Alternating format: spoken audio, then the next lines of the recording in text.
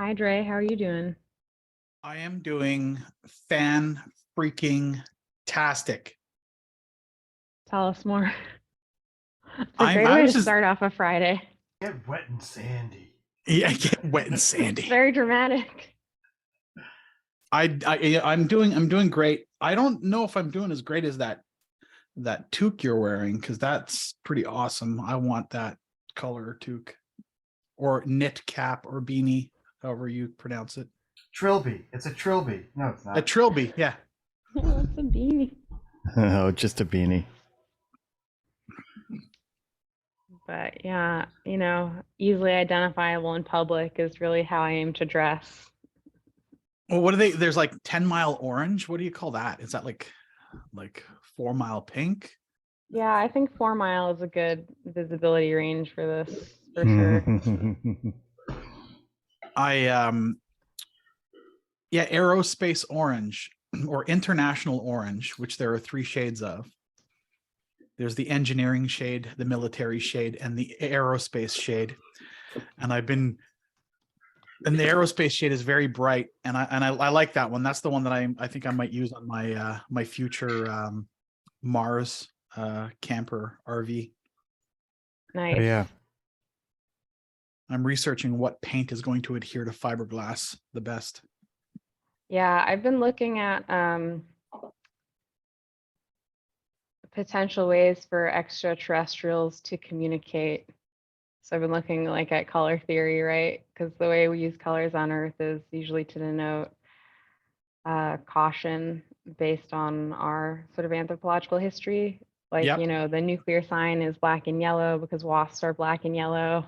And like in our brain, that means like pay the fuck attention. And See, it's I didn't because that's the realize color of that. wasps. Yeah. Like, it's like these colors have these lineages, right? So you That's can kind great. of look at the lineage. So I'm trying to, But you're I'm trying assuming that to. they even have eyeballs and they can see, right? Well, no, that's why I'm like I'm not even there yet. We're still on just the level of like how people communicate across languages, right? Like, is this via, Yeah. Well, yeah, there's that. electromagnetic radiation? Is this via sounds? So I've been kind of gathering a, list of extraterrestrial arrival on Earth films. So if you guys have films you want to recommend to the list, let me know. Oh yeah, like First Contact. Annihilation. Who Yeah, knows how they Annihilation got is here? great. Have you read the short story that Annihilation is not Annihilation, Arrival is based on? I Um, haven't. no, I haven't read the short story, but I've read the Annihilation in the first book. If you yeah, sorry, Annihilation is great. Like what's his face? Vandermeer. What's his name? I can't Who the what? author. Oh. The guy who wrote Annihilation. Yeah, Vandermeer. Yeah, I think Vandermeer. I think yeah. Yeah, so Vandermeer is great. But there's the other book, Arrival, the Denis Villeneuve directed film.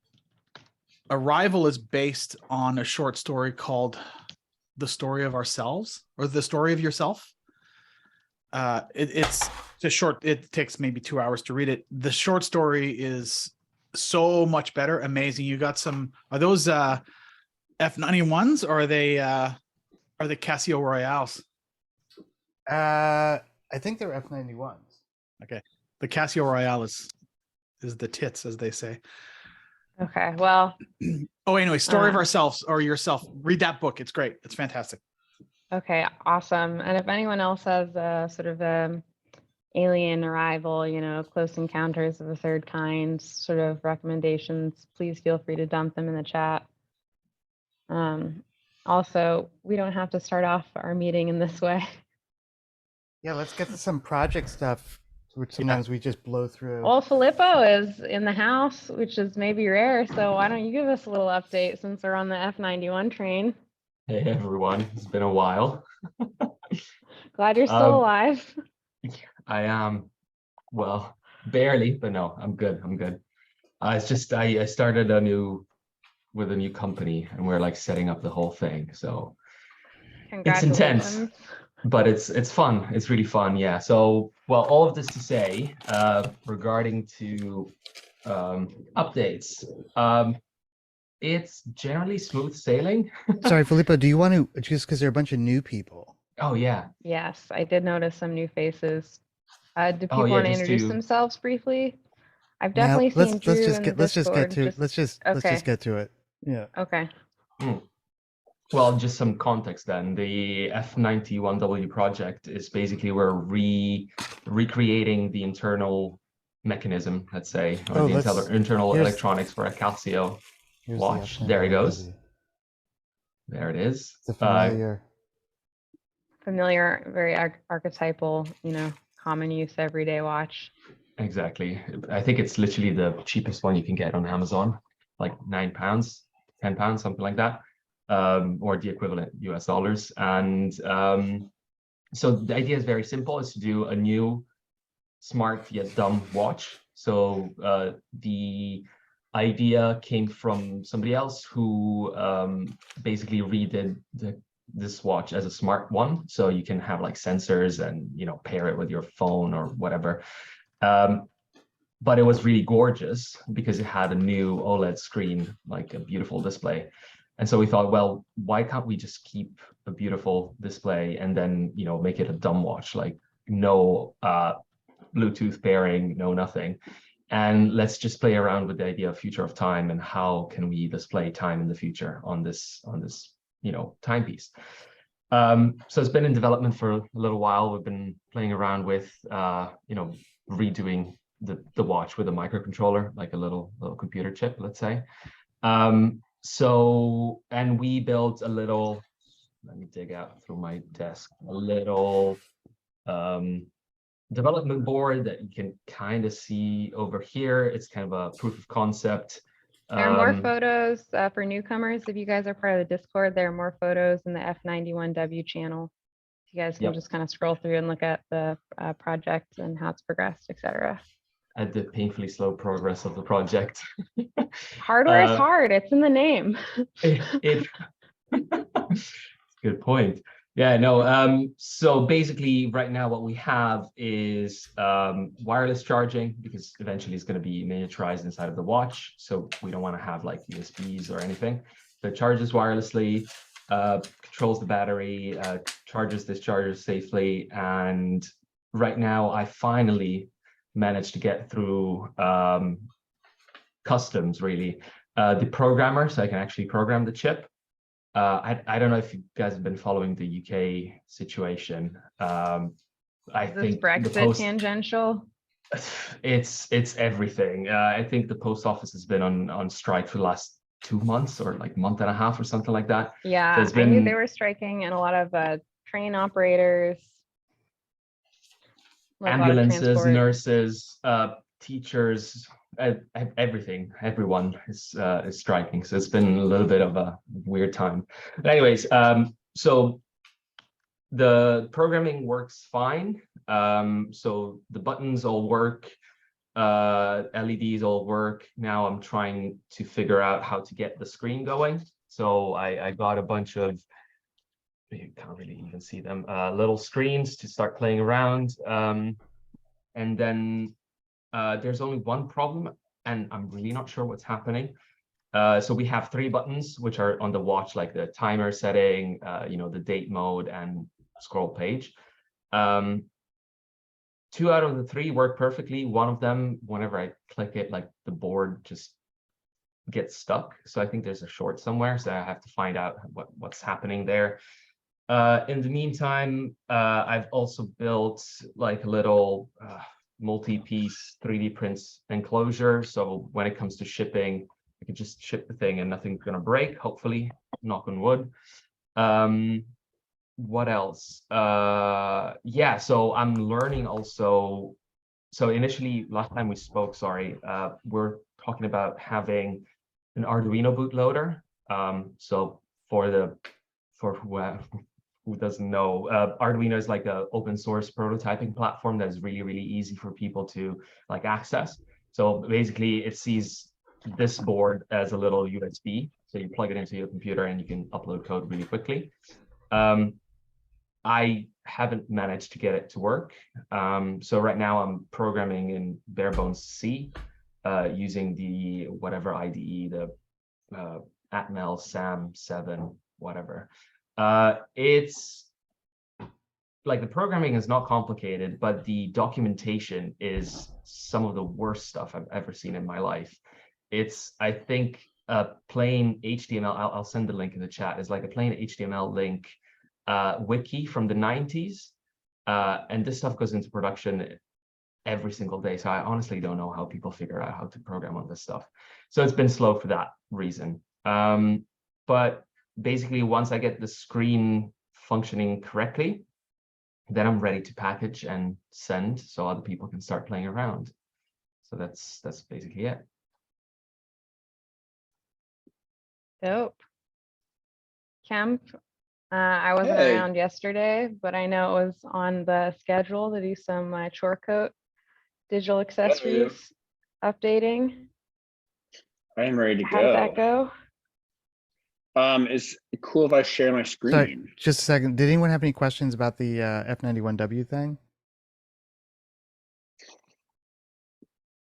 I guess I'm curious about like more like the concept or like how you're approaching the future of time, or like what will be like the design of the watch, I guess. I mean, like the So- interaction or whatever. Yeah. Yeah. We've hosted a couple like open sort of ideation sessions about that. I'll tell you what but I this think. This is probably a sign that we should do some more. I think so- I think we got it all figured out, and I think it's the simplest thing ever. Is That- it just a countdown to office hours? Every You- week you just reset it? No, I'm gonna tell you. You click one of the buttons, and you start your day. That's where your day starts, and maybe the clock, maybe it starts at like, I don't know. We find a good number that's got some kind of mimetic resonance. Like, is it Jocko? 3:33? Sorry, is it Jocko's 4:30 in the morning, or is it 8 a.m., or is it 9 a.m.? And that's when your day starts. And I think, and I like that because it's, I could see it being like almost practical in a way. Like, you're not like, oh, actually expecting everyone to synchronize with you, but I could tell such a rich story about that. Like, I could write a little booklet that goes in the thing that ties into the relationship of time to like economics and synchronization of societies, and that a way of considering that your day is yours. It's not the corporate overlords.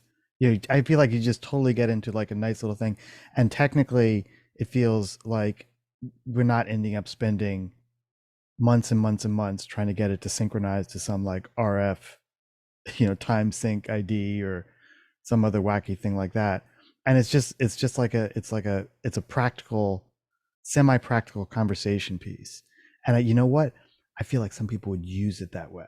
They would be like, like their day starts when it starts, and now they feel like a sense of ownership, and it would just be a fun thing. People are like, what is that? Why is it your watch is wrong? It's like, no, it's not. I'm right on time, baby. Right on time. Well, when I mentioned my brand new day routine the other week, where it's like I take a nap in the afternoon and everything that happens after the nap is a brand new day. It's like my chance to do all the things I didn't do the previous day, which was the morning. Right. And so I'm all about brand new day, and whether brand new day is triggered by taking a nap, taking a walk, having lunch, having a siesta, whatever, after walking the dog, whatever. And I can restart my day anytime I want. It's on you. It's up to you. Yeah. I don't need to be told when to go outside. No, sir. To do whatever I need to do, when I have to eat lunch, when I need to go home, when I need to be at work. No, sir. I love it. Yeah. I'm really vibing on this. One of the things that I saw that might be in a different setting or another option would be kind of the idea of the death clock, right? So it counts down to your average life expectancy based on where you are now. And so you look at it, you're like, oh, and I'm 37% left of my life, and it can help you reinvigorate that energy. I totally dig it. Been done. Yeah, but on your wrist? No, it's been done. So it's cool, but that's been like at least one artist project that did that. Yeah. So I totally everything we do here has to be completely original. No, it doesn't have to be completely original. It just feels derivative. I mean, especially because it was was done with a lot of fanfare. Be like, well, so what's different about this one? And I think ours is more embraces a sort of more positive. It's not a dirge. It's like a brand new day, as opposed to like, better hurry up and get your will sorted out. I already have an Apple Watch that reminds me about every 30 minutes how much I'm killing myself. It's like, you need to stand up more. You need to move more. You need to go outside more. You need to sleep better. It's like, oh my God, I'm doing everything wrong. We Yeah. don't want any more of your bad news. Well, No, I just which stresses you out. It's almost kind of like, oh, I'm not doing anything right. And that I just really love that concept. The time starts when you start, and then suddenly removes the pressure of like, oh, it's 5 a.m. I haven't done shit, so I'm not productive, and here the date's gone. And no, I mean, the day starts at 5. You can see people like, You're right on time. I can see- love that idea. you can see people restarting their day all the time. I don't know. I think like originally it was kind of like, no, once it starts, you can't stop the day. I mean, that was just a conceit. I don't know if that's really makes sense, but if you could, is there a way you can well, it's just a question. Like, do you keep restarting the day? Well, it could I think be. it depends. Yeah, no, in my mind, it was like, probably you can restart the day whenever you want, but it's probably like a combination of key presses. So there's a Yeah. little bit of friction there. Yeah. And what I would love to is just whenever there's a punctuating event, whatever that might be, I don't care. You press a button and it logs. And then, there's some sort of, I don't know, flashing or something that tells you, there were 3 high moments in your day today. And then it resets, something like that, like a little memory, because we have the flash capacity, sorry for the nerd stuff, but we mean can storage space or memory. Yeah. Yeah, so we can store stuff for longer amount of times. So maybe there's something that we can play with or in there, and that's why I'm kind of eager to get it kind of shippable, so that people whoever wants one, they can start just playing around and implementing their own ideas. I'm curious about the granularity of display of time. Is one thing that stopwatches and when people are doing sports timers, then they show a fraction of a second, and that kind of reminds me of there's a show, Hitchhiker's Guide to the Galaxy, and in one part, Trillian, the female protagonist, has an urgency device, and she's sort of it's just an alarm, and they're like, quick, they're coming. And they're like, what? Who's coming? Nothing. But it just this sort of false sense of urgency that comes from the display and the ambience of having that sort of sub-second indicator that serves very little purpose for the most part for most people. But if you take that further, you can have if you want to feel urgent, then you can understand and measure the day or your moment with lots of fractions of a second, all like sort of jittering by in the chaotic way they look. Or if you want it to be a slow day, then you're actually shifting the decimal points over so that you only get maybe every 5 or 10 second intervals. I'd be interested in like being able to say what kind of day you're having, and by consequence what kind of measurement you feel like sort of punctuating it by.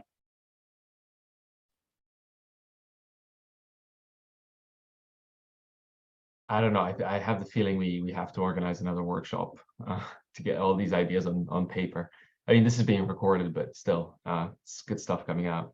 And thanks, Drew, for the. I agree. Plus, like the last one we hosted was like early December, I think. So it'd be nice, not New Year. I've seen stuff getting posted. Brandel, I liked your very maze-looking graphic for your calendar. That was like so when you're talking about granularity, I'm like, oh, we're talking about like pixels on this display resolution, right?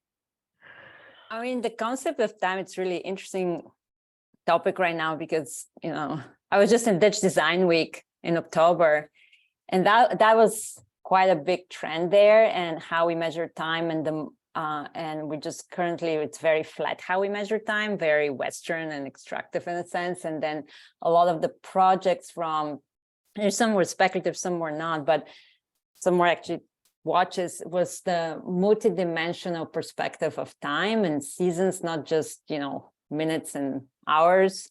And then a lot of projects go back to like tapping into some ancestral and ancient ways of measuring time, which was more in sync with nature.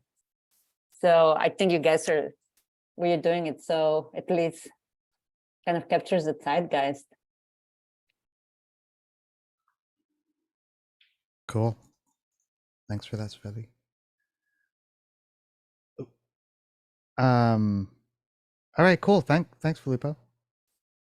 Pleasure. Yeah, sorry I disappeared for like a month. No I'm apologies alive. necessary. No apologies necessary. That's how it goes. Kemp.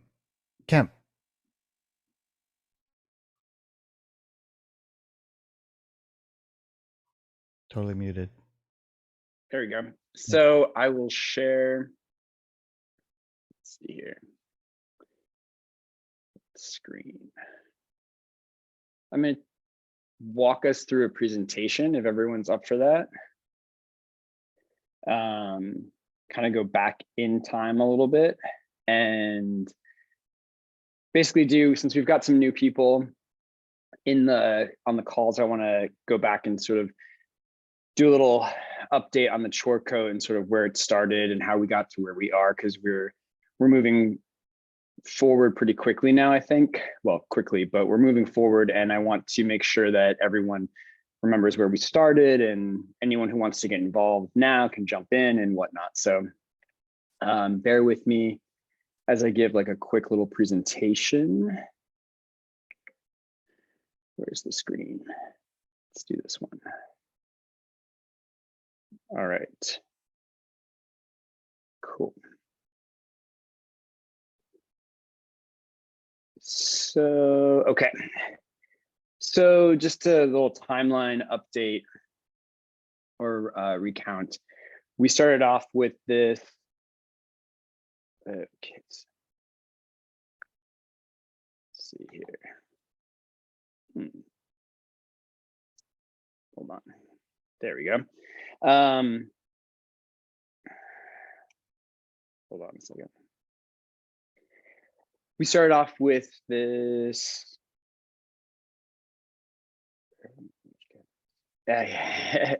So I think we started off with this history. We started off with the concept, and then I went into this history lesson basically of what the chore coat was, where it came from, starting off with this color of indigo, where it came from, how it sort of moved throughout history with globalization, and then how it ended up as the sort of this indigo color in the chore coat as a worker's coat for French people. And from there, it really felt like the right piece of merch for the first NFL sort of item. And then we went into our first ideation session, which really had no plan. I think from that, what really emerged for me was this idea of what Near Future Labs stood for. Rather than the coat kind of being the focus, it really became about this identity. So that being this idea of what people do when they come to this space, right? So this idea of this future's dumpster diver, this idea of somebody going off into the near future and how they see themselves, what they're doing. There became this very rich narrative in their mind, which really had nothing to do with the coat, but was very clear that everybody had their own version of the future or the near future. And then also this idea of a digital component really came to the forefront. So we had our first, in real life meeting at Julian's studio out in Venice. We got to play around with some previous merch. We had Chewy the dog there as our mascot, which was great. And so we took that time to kind of look at some chore coats that Julian had already bought, because there's a slight obsession there.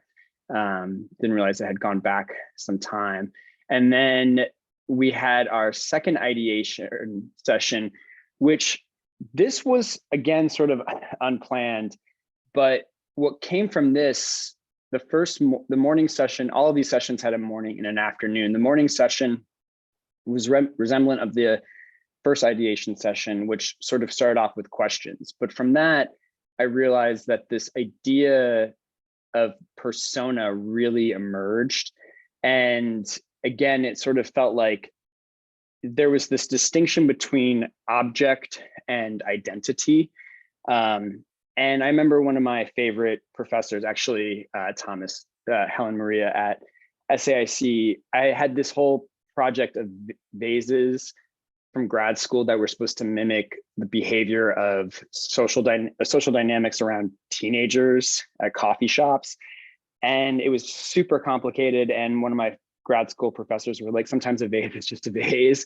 And I think the point of this is like, sometimes this coat can just be a coat. I want this coat to be different. But what really came out of the second ideation session was like, let's not put every bell and whistle on this coat. It'll feel ironic when I show you some of the prototyping that we're doing because it feels a little garish. But the point of it is that this coat should be for everybody. There needs to be somewhat of a uniformity without it feeling, repressive. But there was this strong sense of individuality that came up through this ideation session that I think digital platforms really facilitate. So we had this sort of happy accident of doing an accessories board, which to my surprise has really become a very fruitful experience. I've had a lot of people get really involved in it, which has been great. You can check it out on the Miro board. If you haven't added your accessories, I would encourage you to. So if you're new to Near Future Labs, I would say this is a great way to kind of add your mark literally to what we're doing. I'm asking for 1 to 3 accessories of what you would want your coat to have. So you can hop into the merch channel, see this little bulletin, and then there's a link to the Miro board, and I'll repost it today actually, so that it is fresh. But that led to another ideation session for myself around sort of like what the chore coat could possibly become, which led to 2 options, which I presented right before Christmas. So this idea of sort of detachable and then rail systems. So we kind of all on the call liked this second system. And then we had an IRL prototyping session last week. We bought a Mali package system, sort of like reminiscent of Army pieces that Dre had recommended. And then we just sort of chop shopped the coats that Julian had already purchased. And this was our sort of it was a great attempt, I think, of just having some fun and learning some things about what was working, what wasn't. And then, so this was last Friday. Next Friday, we're going to be doing something more similar to this. We had a call on Wednesday this week where we discussed both the physical and digital moving forward. So I'm off today to go buy some fabric, and we're going to take what we learned from last Friday and apply it to some more literally blank canvas stuff. But I want to kind of now shift gears and go back more towards the digital stuff. So last week or the week before, I was invited to a Valentino event here in LA. And I had this fun moment where I was taking a video of the collection that they were presenting. And one of the women at the event walked through my video and she apologized. And I sort of gave her sort of playful crap for it. And I was like, I'm a super important influencer. Now I have to take this video again. And she was like, felt kind of bad. And then I was like, I'm really nobody here. And she was like, oh, I actually run Valentino in Milan. And I was like, okay, so you're actually the person that is putting on the entire show. And so we ended up having this great conversation, super awesome. And she was wearing this coat that her sister had made. Her family lives up in Santa Barbara. And so she was visiting family while being here for the show. And she was talking about the importance of narrative. And we had this really great conversation around the lack of what a clothing object can create and where digital is now stepping in.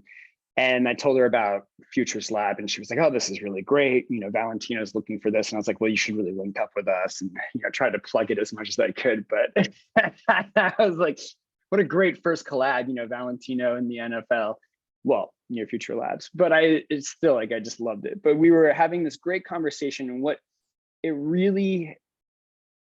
it confirmed a lot of my own personal research around how fashion really is missing this ability for individual identity around specifically youth culture, but it's also really hyper focused now on narrative. So what I think the accessories do is reinforce this idea of narrative. We've talked a lot about this idea of world building. The accessories aren't just this like willy-nilly thing. This is sort of a larger point of where I want the merch department to go. While there isn't a corralling of everybody, there is sort of this like platform of creating this, create your own narrative, create your own near futures world that we all get to kind of tap into.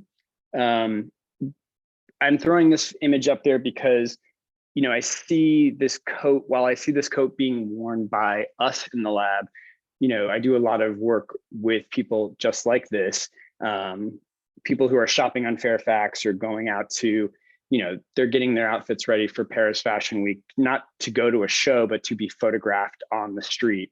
And I think all of these outfits, when you talk to somebody now who's really into fashion, the thing that keeps coming up is the story behind all their garments, right? So these tights might be from a shop that they saw on their street that they live on. The coat might be vintage Chanel. The hair dye might be whatever. It's like everything has this piece or narrative to it versus before, which felt like big box commercialism or sort of like going to like furniture sets, right? Like we use that analogy a lot where it's like you would go into a furniture store and just buy the entire set. Now there's this idea of like everything has its little story to it.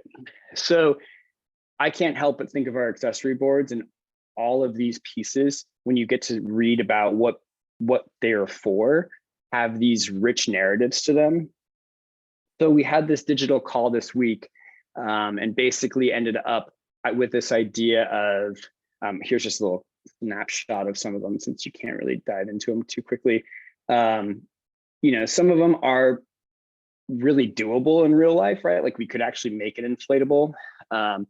This one in the middle here, this idea of like a disco ball sampling kit came from a friend of mine who I've been bugging to do this, who's an editor at a fashion magazine. And then we have this idea of like, Julian had put up this silly string indicating light thing. It's stuff that's really accessible. So even if we decided to, one day do a hack of actual digital accessories into the real world, some of them are totally doable. So on our call this week, we came to the conclusion that we're going to do an AR filter as the first attempt to get it out there. This is a world that I'm sort of breaking into myself with my own work. So I'm learning a lot as I go. People on the call had a lot more information or knowledge around it, but I think this really is the most, Dre used the phrase lowest common denominator, which I also love. It is the most accessible, right? There's Carlings, which I don't really know this company that well, but Carlings did the first t-shirt in 2019 that really went viral with an Instagram camera. So this is not new, quote unquote, technology. It's out there.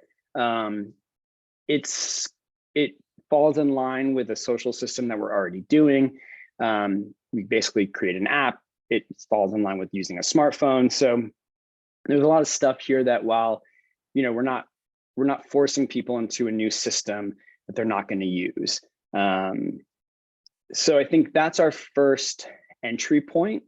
We have a little bit of a game plan on how that's going to be executed, but so envision this white t-shirt as our chore coat, and then on the left here, and then envision on the right here, your personal accessories, right? So like if I want my like cat sidecar, that's going to be hanging out on my shoulder. And if I want like a long train, so that my coat becomes this elegant, flowy, like haute couture garment, that gets to come out of the bottom, right? So these pieces, the accessory building gets to become its own little workshop.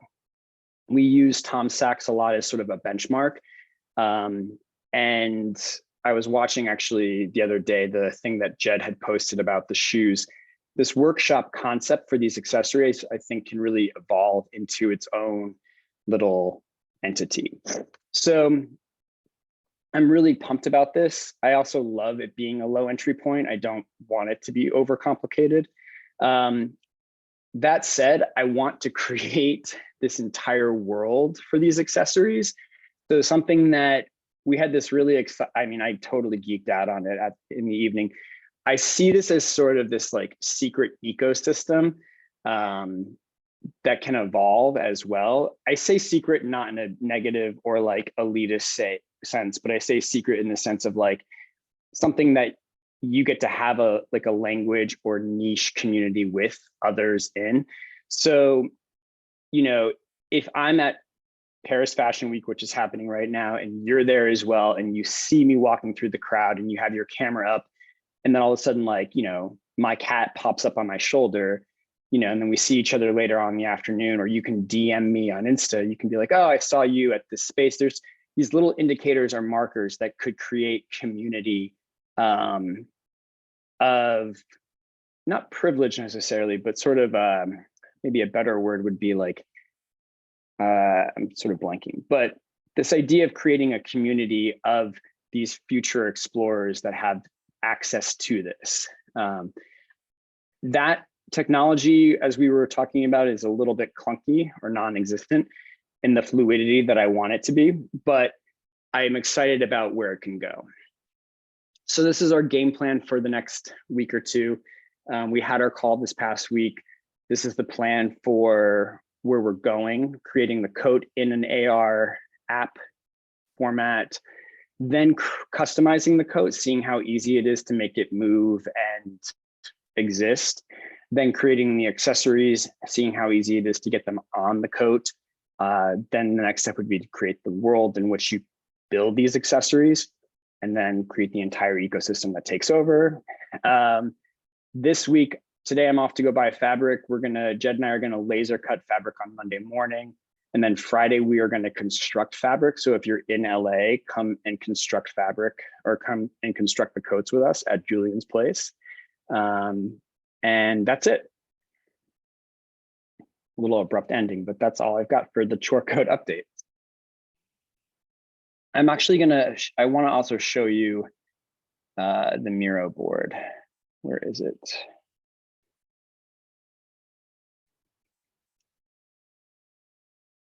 Let's see here.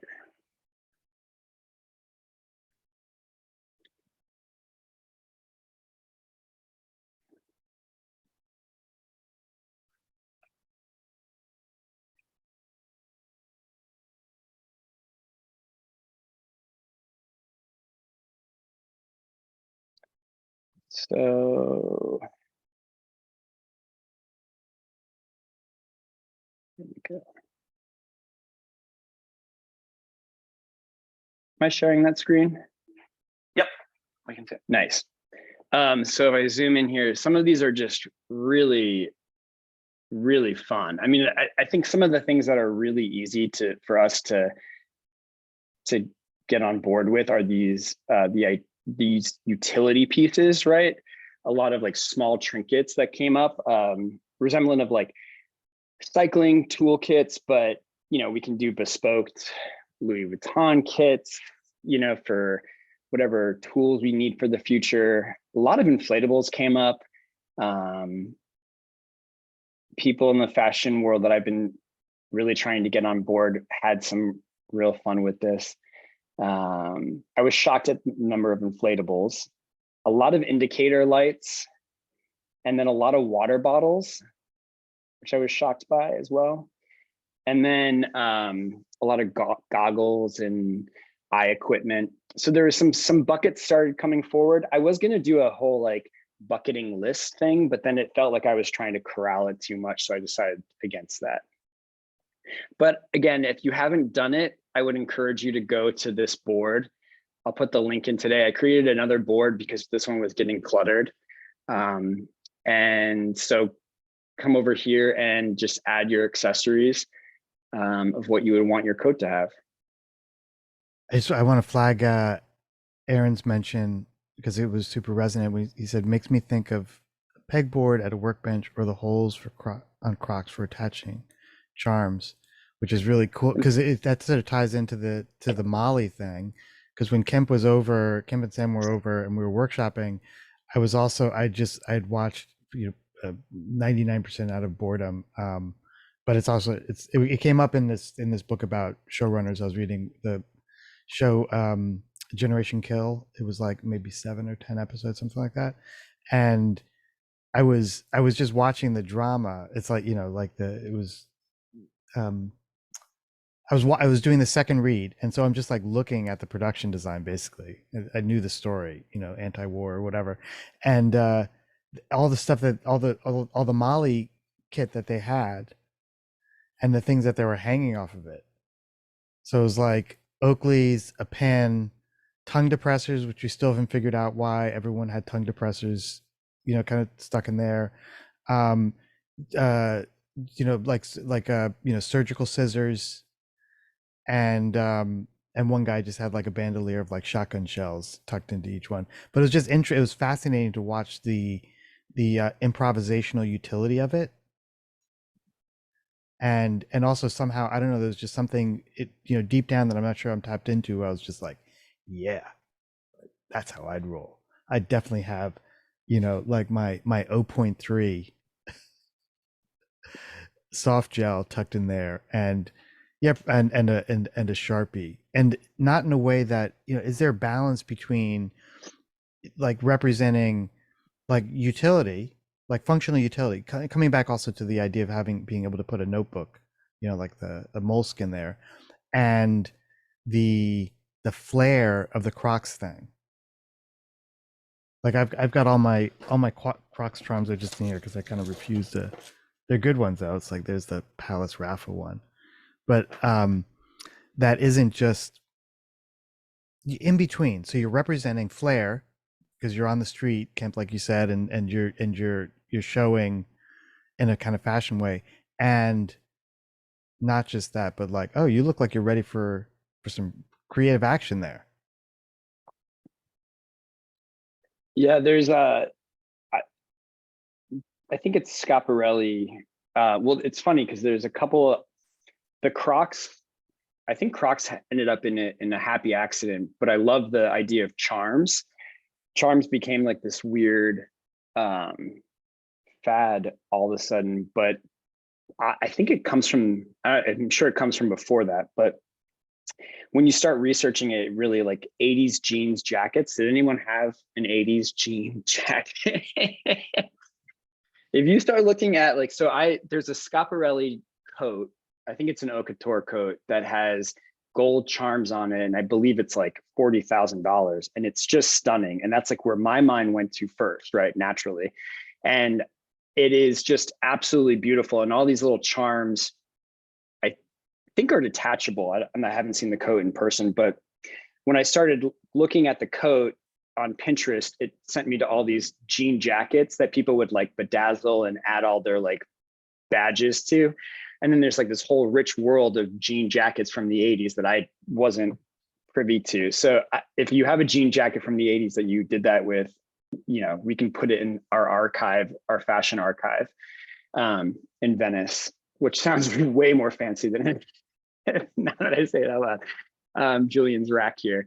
But there's a whole rich world of that. And then, the charms thing for the Crocs really took off. So there's something about, we're not reinventing anything. We're tapping into something that I think people naturally really enjoy, which brings me a certain level of pleasure and happiness because that idea of like individuality really comes forward.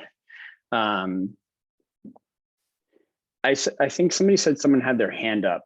Camille, you have your hand up. Sorry. Yeah. Hi. I was curious how you pitch this to outsiders, because I approached an artist who like, you know, created this physical object, and I thought it'd be like kind of a good addition.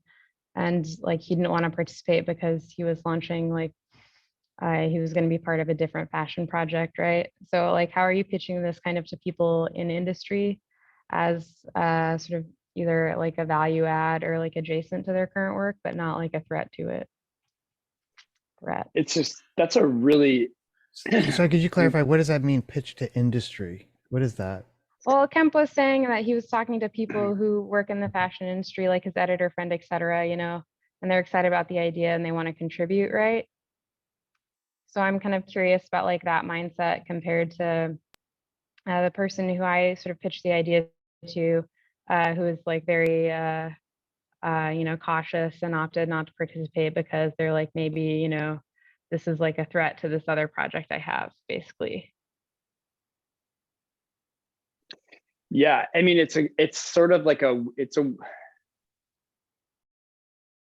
the way that I positioned it so I'll bucket people in fashion in two different categories: academics and then in like corporate. So those in corporate are very cautious to get involved, right? Because so the editor people that I've been contacting, friends of mine, they all want to be anonymous. They don't want any affiliation to it, because for if this becomes political or racist or misogynistic in any capacity, they don't want any connection to it, right? Which makes a lot of sense.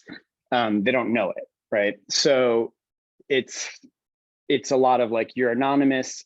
I talk a lot about the absurdity of being a future dumpster diver explorer. So Dre, I'm sort of using your language there, and I say absurdity in the sense that I try to really harp on the playfulness of it, because for me, it is a space of play. But then I also talk a lot about bringing in a little bit of academics of futuring. So that is where I sort of try to find a happy balance of sort of being like, you can remain anonymous, but these are for editors, right? So that it works for them. I haven't approached any actual creative who's building. When it comes to academics, they all want to be a part of it because they see it as something that's like an exploration, right? Like you just mentioned futuring and they're like, I want to be a part of it. Especially for fashion people, because the fashion industry is just soul crushing in so many ways. So they're all just really pumped for it.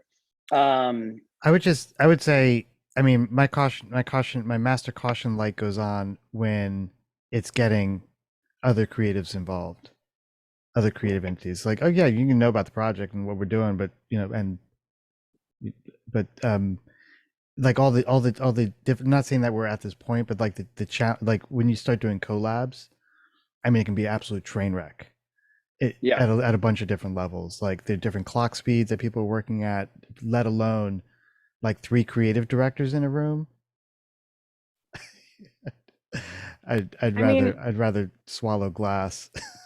I feel like this would have been like more closer to licensing. Like they created this physical circuit board that has like a really cool footprint and like custom screen prints and stuff. You know, but it's useful in that, you know, it's like a tool that you can use to like measure, shows different footprints, et cetera. Like in the same way that, you know, different like chip manufacturers make like dumb little bookmarks that show you like, you know, footprint and size of things, right? This is like well considered with text and stuff. So this thing already exists in the world. So it was like, hey, like, you know, yeah. So we're for working on me, a school project, like we're looking for digital accessories. Like, would you be interested, right? For me, I'm kind of like, I sort of tell people not to contribute anything that they find private, proprietary, or personal, out of the attempt of I'm one, not looking to collab on the coat right now, and 2, I don't want them to feel like anything got taken from them. That said, if they want to contribute like stems of their idea, that I would love, right? So like if there's a piece of their idea that can act as an entry point for later down the road, that would be amazing. And and then with like Valentino, you know, like that was just sort of like an opening of the door. I mean, there's probably nothing that will ever come from that, but you know, I just tell them, I told her like, yeah, if you know, you're interested in talking to us about digital stuff, we, you know, I'd love to chat more. But Yeah, totally. I think I guess what I'm saying is like also, you know, let's steady goes the course. Like this Right. you're running this show. And Right, I think- and so everything you do is, you know, is cool. I guess let's get it done. Then Yeah. we have something actually to point to and lift for weight and show and, you know, sell a drop of like 150 or 128 or 64 or 256. 2048. I think the excitement comes from, the excitement's great to build, and I sort of keep it at bay because we haven't built it physically or digitally, right? So that's when shit pops, when people are like, oh damn, like I know you were yapping about this, but I didn't know that you were actually going to do it. yeah, it's sort of like a giant tease right now, which I love to do until we drop it, and then it's like boom, it goes off. So that's sort of the goal. And then and we're moving forward pretty quickly right now. I think if anyone has, so that my ask coming from this like entrepreneurial world, my ask is if anyone has any experience in creating AR filters, I'll probably have another digital call coming up. So direct message me on the Discord. I have no experience with that, but I know a bit about it. Yeah. Happy to help. We got Sam. I've already roped in Brandel and then Camille. I think you're like in school for this now. So Yeah, that's awesome. well, I did some AR filters like a few years ago. I know landscape's changed a lot, but my current roommate is like a member of AR House. You know, one of my good friends like worked at Snap. So I know the right people to ask if I can't execute. Yeah, this is great. My goal is to have both tracks running at the same time. So I'm off today to go buy some canvas. Jed and I are laser cutting, like I said. So if anyone wants to be a part of it, I think Sam and Julian and Jed and I are going to do it next Friday. But yeah, so we're moving pretty quickly, and I totally geek out on this and I'm really pumped about it. So I encourage anyone who hasn't done their accessories to add them to the board. I think like one challenge with the AR stuff is I think it would be relatively straightforward to do a thing where like all NFL coats have got the same stuff on them. And then it becomes more challenging to be like, your coat's got one thing and my coat has got another. Like the identifying of a particular instance of the code is probably like a research question for a code. If you don't want to be like, and I'm going to go by the person's face or something. David, I'm sorry, I kind of got a little bit of that. Can you say that again, or maybe? Yeah, like I think, sorry, two calls going on here at the same time. I think it's pretty reliable now to like identify like an object. Like you could identify that's an NFL Chur code. And the thing that's really tricky is being able to distinguish between multiple instances of an NFL Chur code. So like I think that's a thing that might require some like innovation.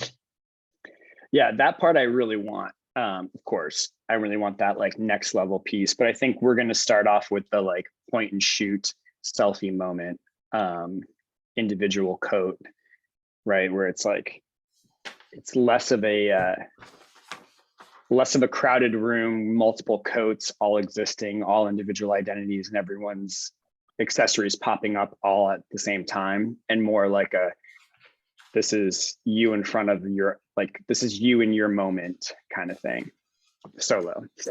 But that's where I want to get to. So we'll create our own technology and we can license that.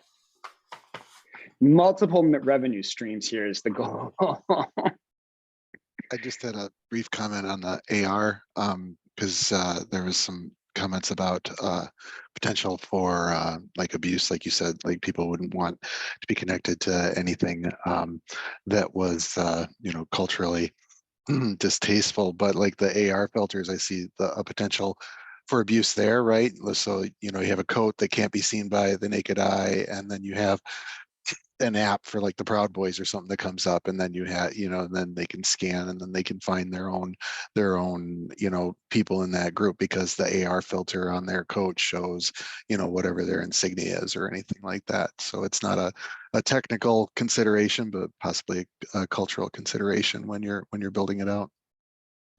Yeah, I think that's something that I've sort of flagged as maybe another group call that we need to have. I think we sort of touched base on it really quickly. Dre, you made the comment about creating a system in which we build these that is closed. And I think there has to be a mechanism, there has to be a system in which we control it in the beginning. I don't know, how open we make it or let it becomes all of the, I think it's a huge issue. Yeah, I think that the safest and also the easiest thing to do is to keep it as a proprietary product, control access to it, control what people can and can't do with it.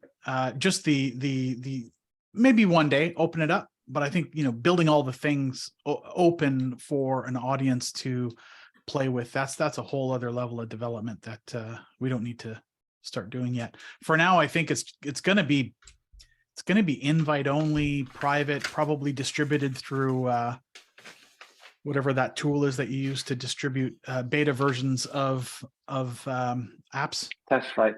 Yeah, TestFlight, and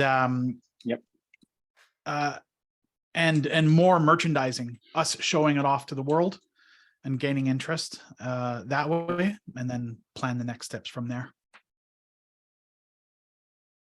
Yeah, but I'm glad that it's already a topic that we're discussing, because it's definitely something I don't want to shy away from. Cool. So I take a bit of time with that. Is there like another, Isabel, do you have anything that you want to speak on? Yeah, I can mention something really quickly. So Giovanni and Silvio and I have been talking about a next version of the kind of Pinathon workshop that we did last fall. And this was just for new people. This was. Oh, yeah, go ahead. Oh, okay.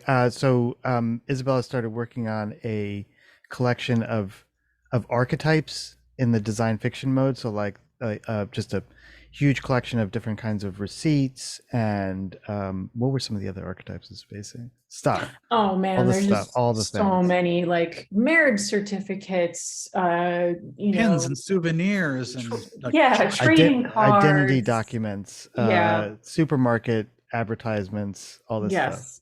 Like incorporating what's in the work kit and then adding on other archetypes. Yeah. So Isabella being Isabella and Julian being Julian, like we're super nerds on collections of things. Like I've got these.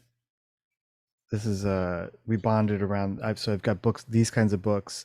It's just a collection of 400 plus airline tags and timetables from 1940 to 2000. So it's just like that guy never wrote me back. Whatever.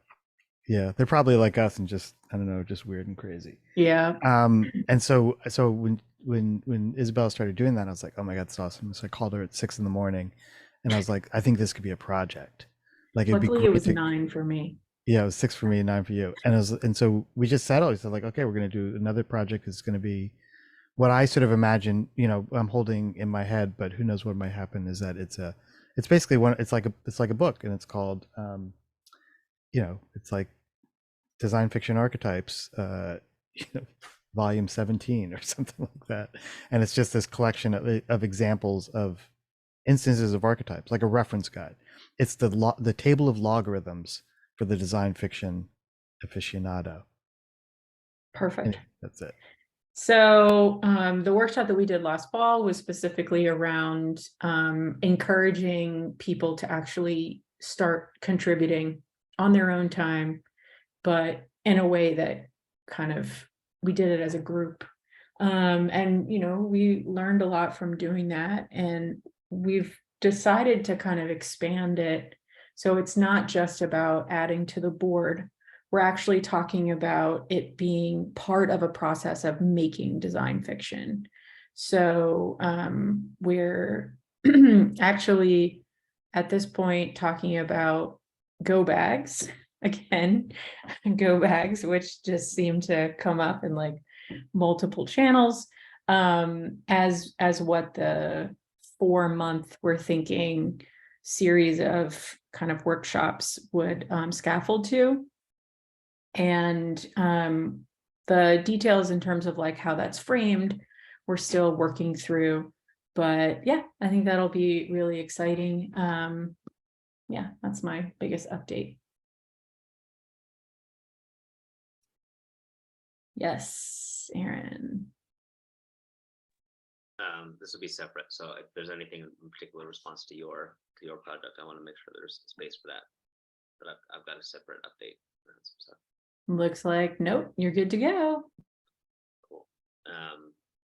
Actually, you know what? I probably would like to stretch this one out a little bit further, Okay. because I do like that.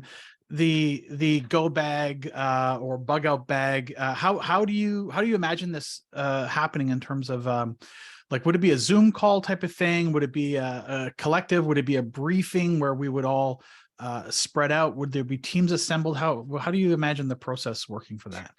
Yeah, right now we're kind of at this place where we're talking about what each of us kind of wants to get out of working on this. So one of the things that we're really interested in is like having a transparent kind of process of how the workshops go and how they scaffold together. So basically continuously putting out on like a wiki page or a Notion or something, kind of what happens in each workshop, what we were going through, what we learned as the organizers, and like how we might shift. So definitely like kind of a meta narrative. I think that's kind of spurred by the fact that like this is a place for people to learn out loud. And I'm particularly interested in that. So we just got to the idea of the go bag last week because I showed Giovanni Judy, which is a brand that does these like high aesthetic survivalist bags. Maybe somebody can drop it in the chat. Looking it up. And his mind was blown because there's nothing like that in Italy. And I was looking back at the chat that came up with, I can't remember his name right now, who was teaching in India, and how, thank you, Brandel. And we had an exchange, Dre, in October that I totally forgot about, where he, in the Everyday Archetypes channel, where he was talking about using go bags for this course he was teaching. And he ended up posting and saying that the kind of, the frame of the archetype, I think, shifted quite a bit, namely because the go bag wasn't a common frame of reference in India either. Mm-hmm. So I think there's an interesting challenge in that if it's really culturally specific to the US, Giovanni and Silvio are interested in this being a speculative design Milan, collaboration. So then how do you kind of bridge that gap? And the other thing that we're talking about is, how do we logistically, how are we helping people enter into this idea of making this design fiction? Like, are we all working on the same go bag, but like different objects? Is it like a library, like the pegboard of objects, and then at the end you're like kind of grabbing what you need to pack your go bag depending on whatever disaster you're in front of? Like, what is the kind of, what's the world? We haven't talked too much about like building the world in which this is happening, so that then we're making something that's of that world, not about it. Yeah. Well, when I think of that, I think of, because the perspective that the go bag or the bug out bag is a very kind of like North Hemisphere, Western centric idea, that, you know, we have this, you know, we have like sprawling lands that we can go hide onto, whereas Shaban, I think his name is, the way he was saying was, it just sounded like, well, most of the belongings in you know, a poor family would probably fit in one bag anyways, and there's nowhere to go. So so it makes a lot of sense. I think there might be a way of reframing. I like the go bag for few different reasons. A go bag is a container for a whole bunch of different design fiction. Yes, You can that is fill a definite advantage. It's a Yeah, and you can family. fill it with things. It's kind of like what we do with Julian and I and Patrick are doing with the magazine. You know, the magazine is a great archetype that facilitates all sorts of design fiction. The go bag can do exactly the same thing, but then also maybe reframing the context to make it more relevant. Like if you had to fill a go bag with things, to let's say the you know, spaceship landed, and you get to go on the spaceship, and you get to take stuff with you, and the go bag represented like what you're not so much like survival items, but almost like what you want to bring with you from Earth. That might I just create a don't bit think of of that as a go bag anymore, because I think part of the point of the go bag is that it's a temporary escape.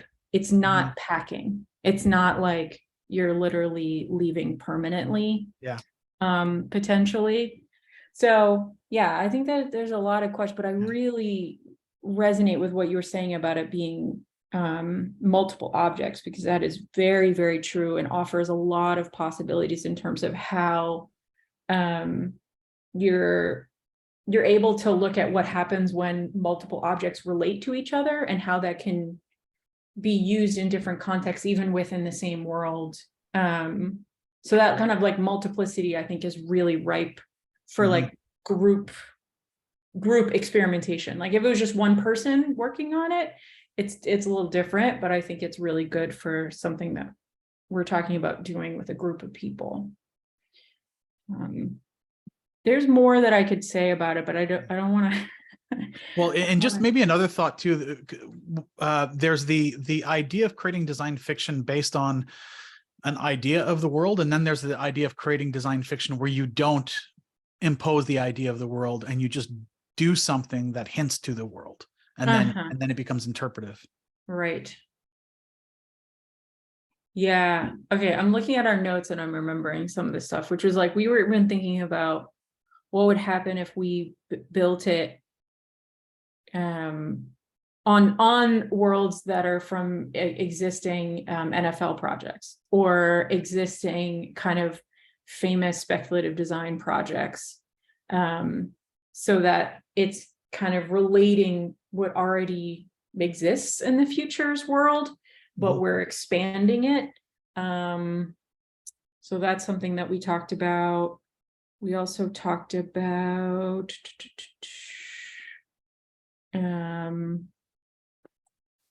coinciding the ending, like timing wise, the ending of this 4-month period to something that's happening in the real world. So if it aligned with COP or something that's like potentially like a global event, so that is related to some type of political advocacy, and this actually had a way of commenting on that, that could be an interesting framing, like climate change or something.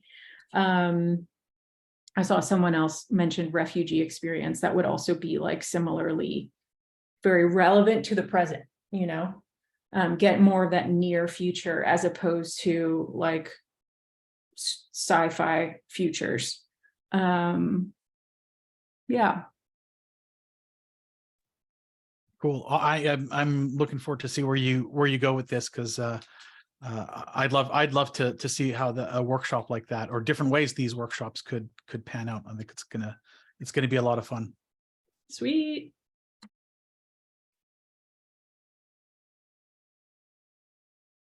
Thanks, yeah. I can give a quick update. I've got a call for collaborators. I'm submitting a grant application for Brian Boyer, who's in the chat.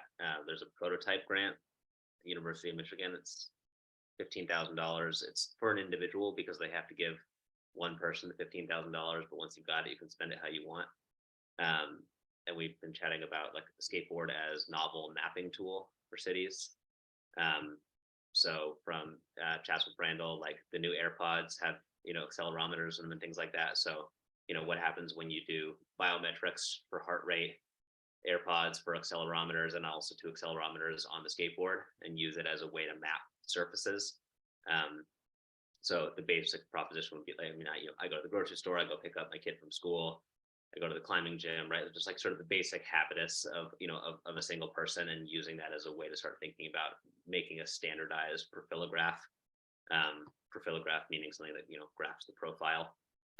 So I can supply skateboarders I can supply skateboards, skateboarders, skateboarding as a skateboarder myself, but I need people who know sensor stuff and data stuff and AR, VR type stuff. We need sort of like a minimum viable product of minimum viable products here, right? Like small, discrete, completable. So I'm looking for folks who could potentially help to attach the data to maps and also attach the data acquisition to the skateboard. The grant application is due on the 6th, I believe. And it's very short. It's like, it's like a couple questions, but I just need to be able to say like, I'm doing this part, this person's doing this part, this person is doing this part, and they have experience in these areas. And it's, open to, I fit the bill of like the type of person, right? Like, not student, early professional type. And, they're sort of looking in the long term for like guest speakers and, faculty and things like that. And this is, they're doing urban systems and code and design. So like, this is sort of exactly what they're looking for. Yeah, it sounds like perfect for that. I don't know, is it like Institute or whatever that Brian just started running pretty recently? Yeah, last year or two. Yeah, and it's for his program, so yeah, it's pretty fun. It'd be amazing. Do skateboarders care about the things like the roughness, like the roughness of the surface that they're skating on? Like, could you come up with this map and it's like these streets suck, like that you'd get like the equivalent of like the biking overlay for Google, but it would be like, yeah, I don't want to go there because like the pavement is this like it's got this horrible feel or something. Right. That's kind of one of the questions I'm wondering is like, what information do you get by like the fact that people avoid certain areas, right? Like a curb cut that's too tall would never be gone up; it would only be gone down. Something that had a pit in the middle of it would never be gone to. So you'd have to sort of figure out how to, there's the data of the things you're actually engaging with, and that would show you sort of like the desire path.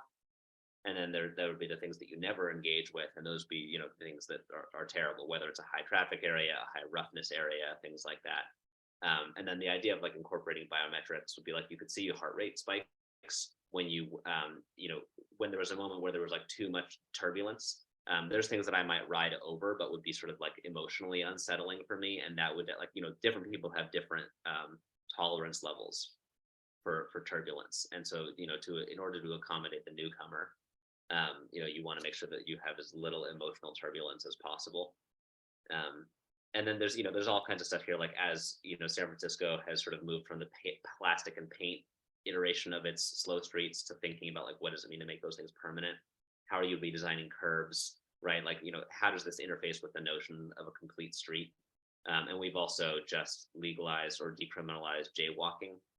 So now there's this question of like, well, the sidewalk needs to be accessible at any point in the block. So, does the 90-degree profile of a sidewalk still apply? A lot of people are interested in getting rid of curbs altogether. I think that's fine.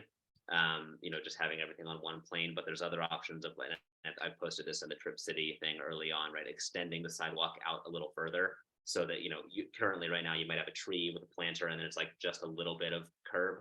But if that were like 2 feet wider, you could have a skate lane that's neither on the sidewalk itself or in the street. and it would allow you to do a little wiggling in between all the various utility stuff. So a lot of opportunity here.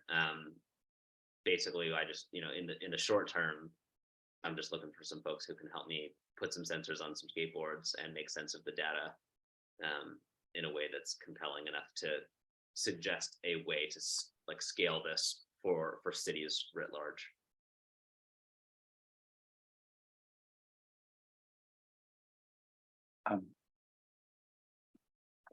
One of the things I was playing with from your stuff, Aaron, was just lofting, extruding those curves that you had in your sketchbook, and it's pretty interesting to look at them.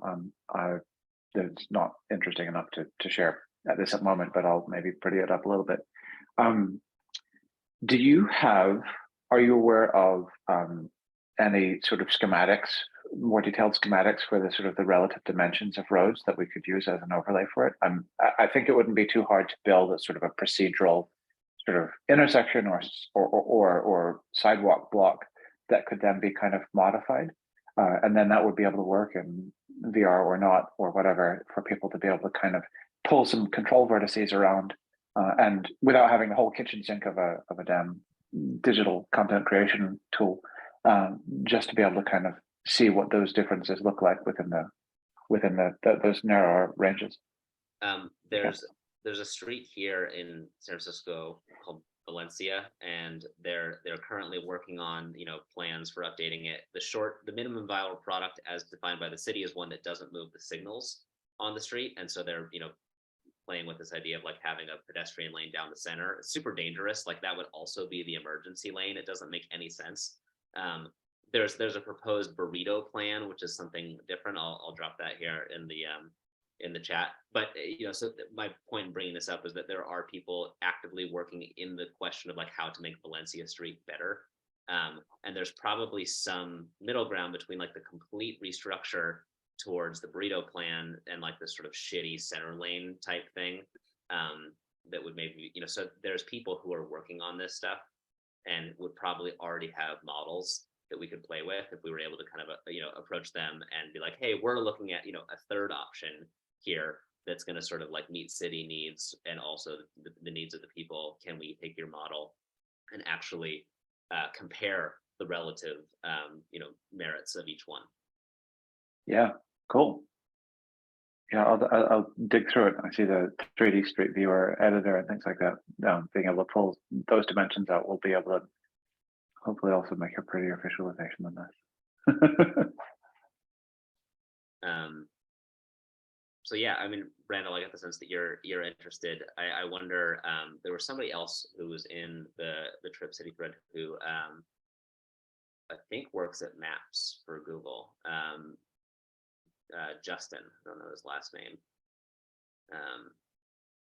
Does anybody know who he is, where he is? Justin. Mecha Zeppelin. Oh yeah, who's that? Oh yeah. I don't know if he works for Maps. Do they work for Maps? I just don't know. Okay. Just ping him. Yeah, exactly. So, Yeah. but even just between, Randall and Justin, we might have, sent like accelerometers in the headphones and whatnot. Dre, I think, you're in Toronto. You might have some thoughts on this too. I can definitely. I mean, that's been a space that I've done a bunch of work. Both with Amida, and then even before that, I was just like loved messing around with sensor platforms. I was never particularly good at the data side. Okay, let's make sense of this stuff. I was more into like, I just thought it was wild that you could wire up a 3-axis gyro and accelerometer and get data out of it. I was like, look at this is cool. Mm-hmm. Yeah.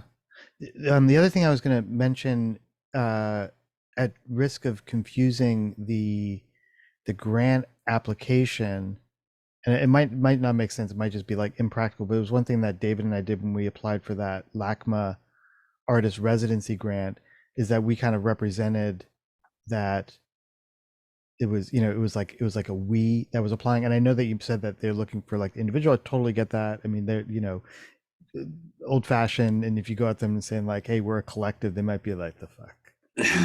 That sounds like a tax problem or whatever. I don't know. So it was just in my head as and it might be this is something you run by Brian. It might be completely unappealing and just be like, no, which is totally fine. Also trying to find the way in which we kind of represent in that fashion.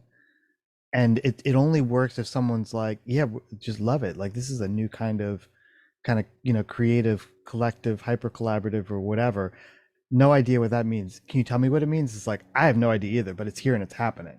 I don't have like a philosophical explanation as to why it makes sense, but it seems to be doing something interesting and new and unique. And there are a lot of people who are really feeling into this because they're angry as fuck at the company that they thought loved them so much to death that they would never fire them. Right. And now they're fired. I think there's a ton of room for a collective in this. It's mostly they just need like an individual to Yeah, apply it that's all for they got it. financial purposes. Right. But It's they're- always structure. It's always structure that comes in and says like, don't fuck with me. There's a form and it's got one box and it says name. And I don't want that name to be like, an online username or a URL. It needs an individual with a tax ID. Exactly. Well, exactly. It's purely for tax purposes. Yeah. Write me a check for 15. But it's like if you Totally. Aaron of Borg. $5,000 on gear for somebody else to tune, no problem. And like Yeah. I want to. 1 of 900, 2 of 900, 3 of 900. Yeah. So yeah, but I would say like anybody who is interested, maybe like drop like a little bio in the Trip City chat as like I'm Julian and I specialize in these things, and can help in this way. I'm going to drop whatever ChatGPT told me the other day I am. Exactly. Seriously, I'm going to drop that in there because it's better than what I could have done. So to that end, I wanted to bring this up. I've been playing with ChatGPT around this notion of skateboarding for transportation. I've got 50 pages of discussion with ChatGPT specifically around this stuff using the prompts, that Dre suggested around like the lists of 10. And it gave me back a lot of the stuff that I've been sort of like scratching at, but it's got a lot of good ideas for what to do with sensors, air quality data and traffic data and crosswalks, like, sort of linking up the skateboard data with all sorts of other things. So there's some fun stuff if anybody wants to see what ChatGPT thinks about skate. I asked it to like, intersect our conversation with the Ivan Illich stuff, and it gave me back like a cool, this line of thinking intersects with Illich's ideas in these ways, and it was good. Cool. Thanks for that, Aaron. And yeah, don't forget that Brian's a friend. Leverage that shamelessly. Yeah, he's just shamelessly from the internet. Yeah, from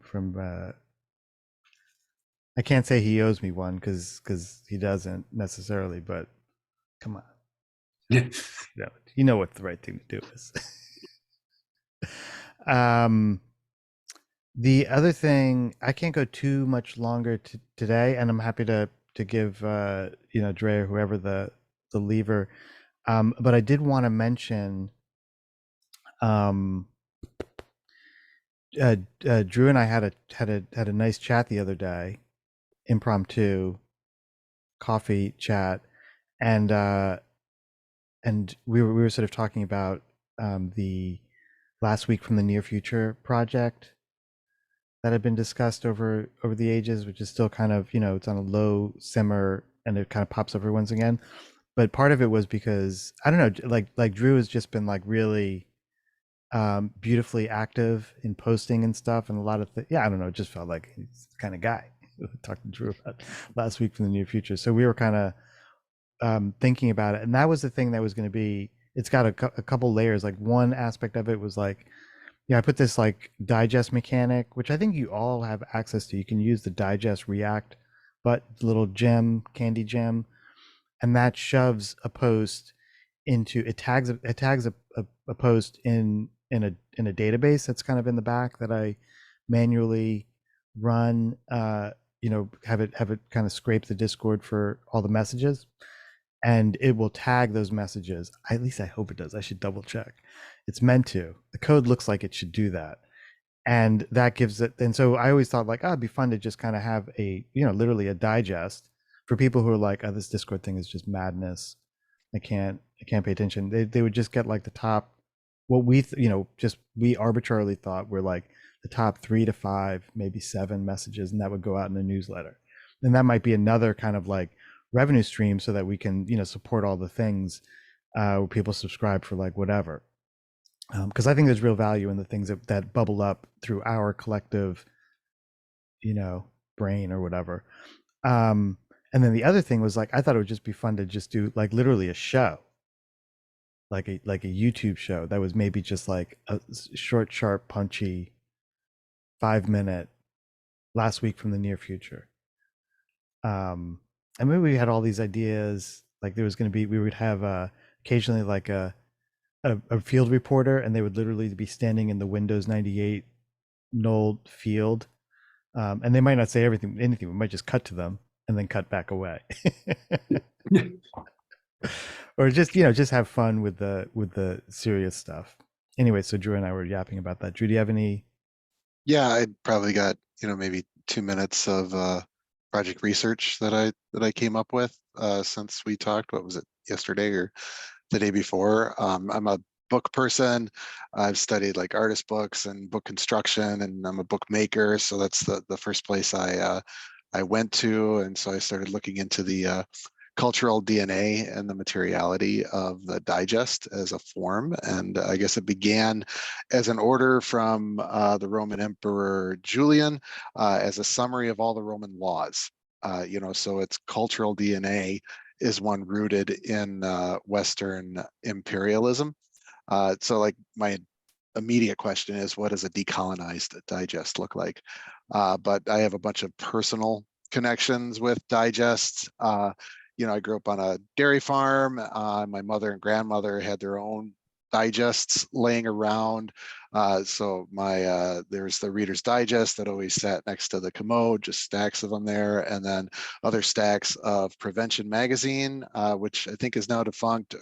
They might still be doing it, but for my supplement obsessed grandmother, so it was like supplement ads for supplements and health advice and things like that. And then my mother, she had the Science Fiction Digests, which were the old fantasy and science fiction magazines, What If, Analog, Asimov, which I have in my collection now.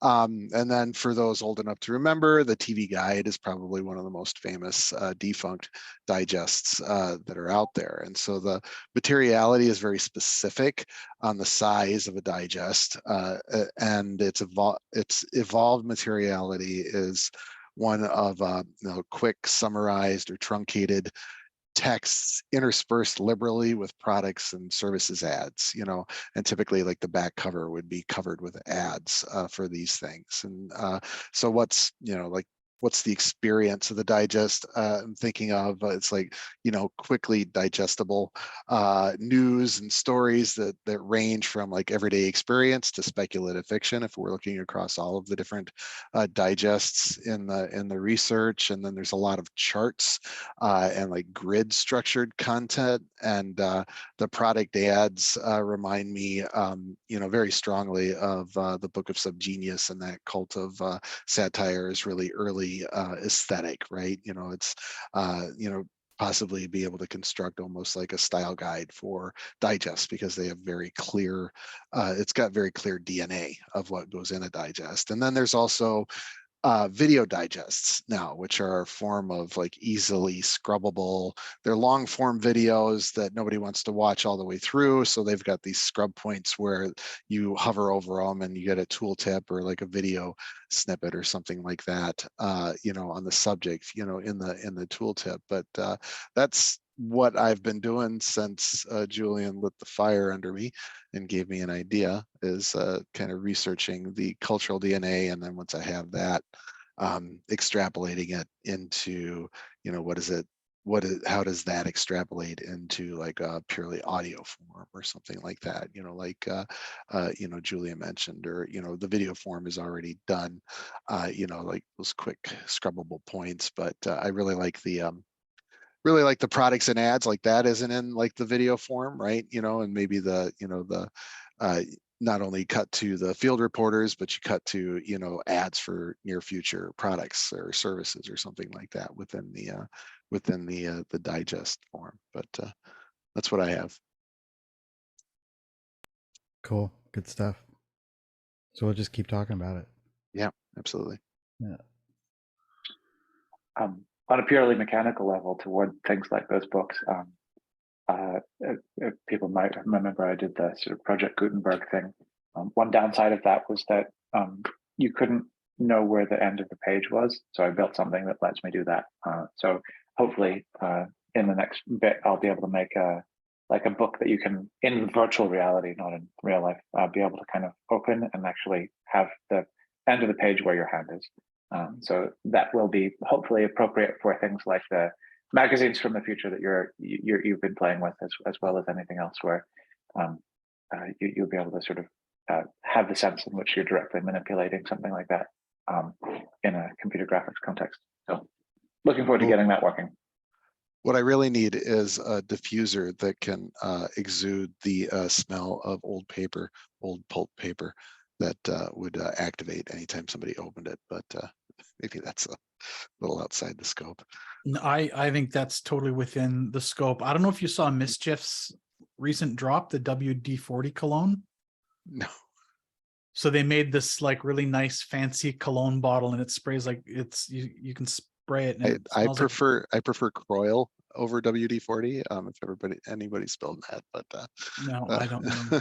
I still use Drakkar Noir, but yeah, the WD-40 cologne. We could do a drop of paper scented diffuser spray that we can spray on digital items to give it the paper smell, give it that musty old bookstore aroma. Is it the moldering paper smell? No, there's a specific smell to old paper. It probably smells like your studio, like attic. Like, no, you know how the smell of worm poop has that word petrichor to describe it? Or the smell after a rainfall is called petrichor. Like, what's the smell of that book smell? Or if not, we should create that, and that's the cologne we create. Yeah, I do that in a minute. It's a digital accessory. That's a project right there. Or could it smell like? What about? Yeah, what are the smells? The smell like when you opened up the box of the for some reason I think it was like the Mac, the original Mac. There was a smell to like the PVC plastic had a particular smell. What's the oldest book that you have behind you, Julian? It's going to be like literally 2 feet to his right. He's just going to reach over and grab it. Here it is. Maybe it's probably when I've got these old little Milwaukee Tool and Die catalogs, tool catalogs. Feel that. Okay. I feel that.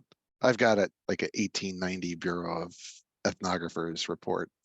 That's probably my oldest one, but that just take a huff of that, and then that's the smell. But there's got to be a name Proust for it. Madeleine. I'll come back in like a few days. There's got to be a reverie. Okay, very good. Thank you for those thoughts, Dre. I'm gonna go down that road too. Yeah, that might be today's design fiction for me, because I was like, oh, that's a good idea. Let's make that happen. I dropped a link. Does like companies make old book for like old book smelling candles, and like there's an old book essential oil. All right, Lingen, yeah, it's close. It's close. Does anybody make old book tasting potato chips though? Or like I visited this castle in Ireland once where there was like a reading room or like a smoking room. So like after dinner, people would retire to the smoking room that was just lined wall to wall with like those leather bound books from whenever. And the smell of the room was leather books that had absorbed cigar smoke and like cognac that had come through people's pores. Like the smell was incredible. And like that I would get a scented candle of. That was really nice. Yeah. I picked up old men's club. Yeah, In a old sense. men's club. Yeah, my oldest thing is probably like an encyclopedia set that I picked up, and it's a from like the early 1900s. Mm.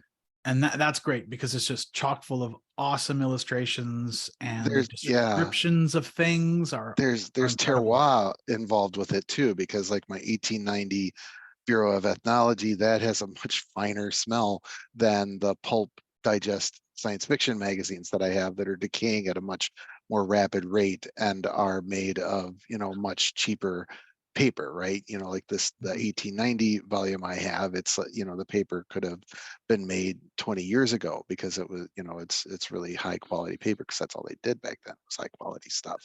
But the pulp stuff smells like stronger, or so it's like the cheap wine of old book smell. I like the terroir of the wood fiber, but I also like the idea that there's this additional terroir of the store that it sat in for decades, absorbing that. Okay, I'm into it. Yeah, And, like the then- metaphysical then- books. Yeah, do you like purposely ship the book around to different stores to try to get the different aspects of terroir? It would be the equivalent of like aging it Casking. in an oak barrel. Yeah. That's it. Aged in a musty bookstore. Third shelf basement. Love it. Hey, should we do ABC Solar Punk, and then I'm gonna have to go, I think. We can have a bit of a chat about it. I had a bit of a breakthrough earlier this week on that because I've been just floundering on the layout side of things. So I've got this InDesign layout going on, and then I ended up picking up the Simon Stålenhag books. The what is it? The Electric State is the one that I'm reading now. There's the Electric State, and then there's Tales from the Loop, and then Things from the Flood. The vibe that those books give me, they're beautiful art books that just have a little bit of story behind them, and Julian's going to show us what they look like. Yeah. So the Electric State is great. And the reason why I started reading it is because apparently Netflix optioned it. So this is the one that they actually produced. That was Amazon. Amazon produced that, but the Yeah. Electric State is the one that Netflix options. So that's going to come out. Open up the Electric State maybe and give a look at that. But okay, so the layout of this book has kind of inspired me a little bit more about like, oh, I think we should do something more like this. And it's not mind blowing in any way. It's just, it's a square book. It's image on one side. It's kind of text on another side. If you flip to a couple of pages, there's like sometimes not quite like square, is it? It's not quite square, but it's square enough. Yeah. That's like whatever, 4:3 aspect ratio. But there's some pages that have, like that. The image bleeds onto like part of most of it, and then you have this nice column. And sometimes the columns are white with black text. Sometimes it's a black or a shade of color that matches the image with knockout text. As I was reading it, it was like, oh, this just makes what we're doing with the Solar Punk book easier. It's a smarter layout system than trying to always put the text on the image. Yeah, and then some cases there might just be a full bleed image. Like, you know how sometimes we make a really nice image and we don't know where to put it. We don't have a word. Well, it's not, we have a word for it, but it repeats. Screw it. Let's go full bleed, fill it up. It could just be a page with no words and then move on to the next letter. So we don't need to adhere to any specific, every page has to have words on it and every side. And yeah, exactly. Black page knockout. It works well with the image. So after reading this book, I got inspired and was like, we'll do that. I still think the fonts that we're using work really, really well. And it means that we can render in whatever aspect ratio we can render in, and we'll just make it work, and we can adapt the layout to the rendering that we have. I'm glad we did the update because I was going to spend some time on that today, and I wasn't going to go in and check to see if I can get a trial of Creative Studio, so I can check out the InDesign files. But Oh, maybe yeah. I'll just chill. I'll chill if it's like Yeah, if if you can chill. The other thing that I wonder if, I don't know if there's an open layout format, but there is an open source layout tool called I want to say it's something Scribe. It might be Scribe. But anyways, it's basically the GIMP, but for InDesign. nice. Scribe. Is it compatible? I don't know if it's compatible. Yeah, it's called Scribus. Open source desktop publishing. I'm going to look it up, compatibility. Well, if Scrimbus. it's I think it's Scrimbus rather than Scribus. Is it Scrimbus? Yeah, I'm looking at a Twitter post of some Adobe alternatives. And they've Oh got no, a- I'm seeing Scribus here. Scribus.net. Oh, okay.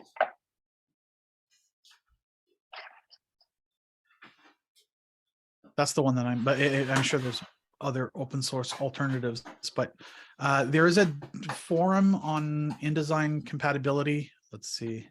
Oh yeah, there's like, doesn't say you can. Yeah, I don't know if there's anything. Yeah, there's an IDML or IDMS files. I don't know what, I'm not sure what those are, but it might be more trouble than it's worth, but something to consider if you just need to do desktop publishing, or if you want to just knock out a page.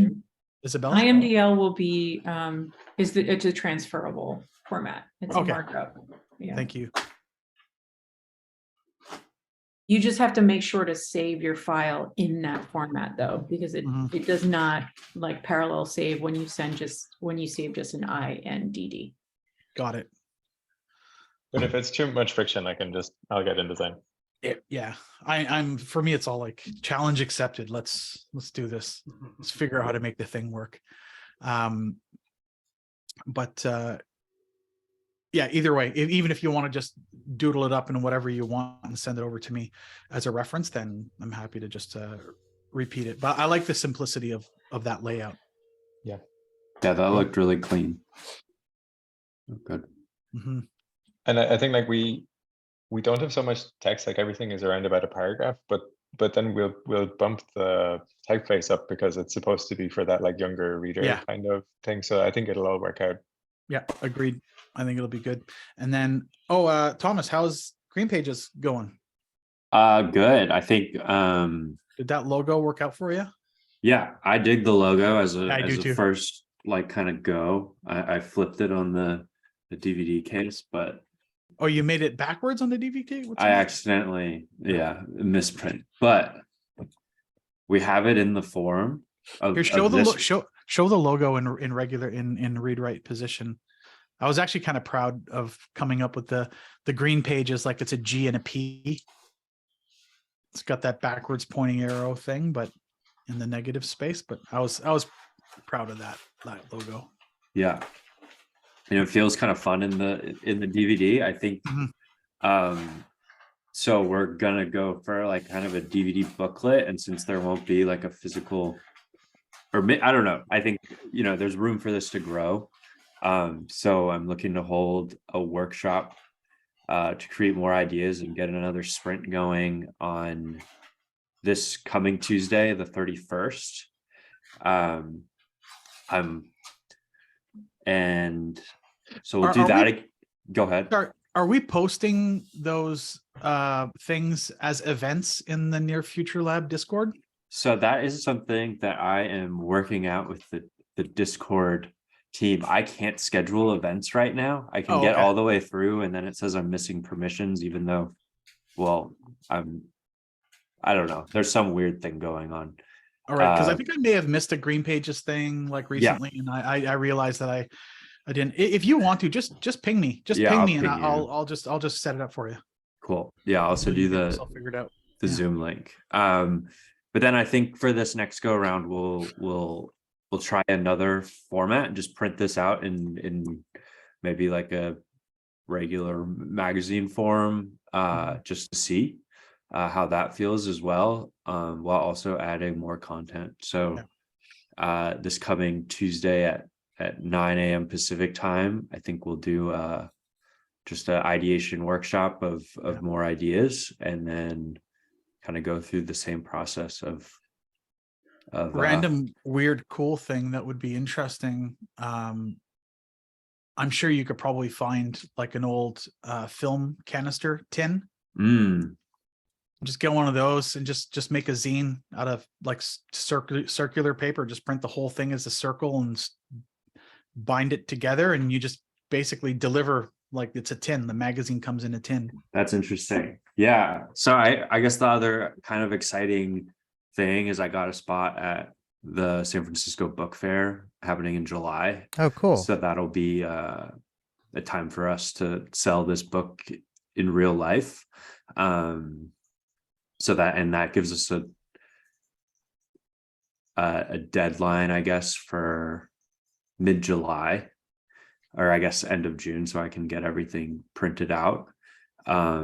But then also as a part of that, I've got some access to like some local presses and bookmaking kind of places. So that'll be a fun thing, and I think a fun way to kind of roll this thing out, and it gives us a hard deadline of a physical event that's happening. So I think, hard deadlines are good. Yeah. So that's exciting. I'm excited to keep working through, but yeah, fun, just ideation chat workshop where we just come up with random ideas next week, and then we start making more ads and write an article and keep the thing rolling. But yeah, I think we'll ideate about it, like another form that this could take, just to test and see how it feels. We'll ideate on ads, and then we'll see what pops up as in terms of like a longer form article to add on to what Florian came up with. Yeah, it's super fun. Yeah, and I'll ping you for the event, Julian. This is a side note, but I might need you to take away some of my membership roles.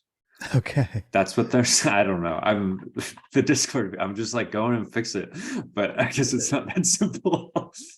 Yeah. Yeah. Well, just let me know whatever you want to try Cool. out. Yeah.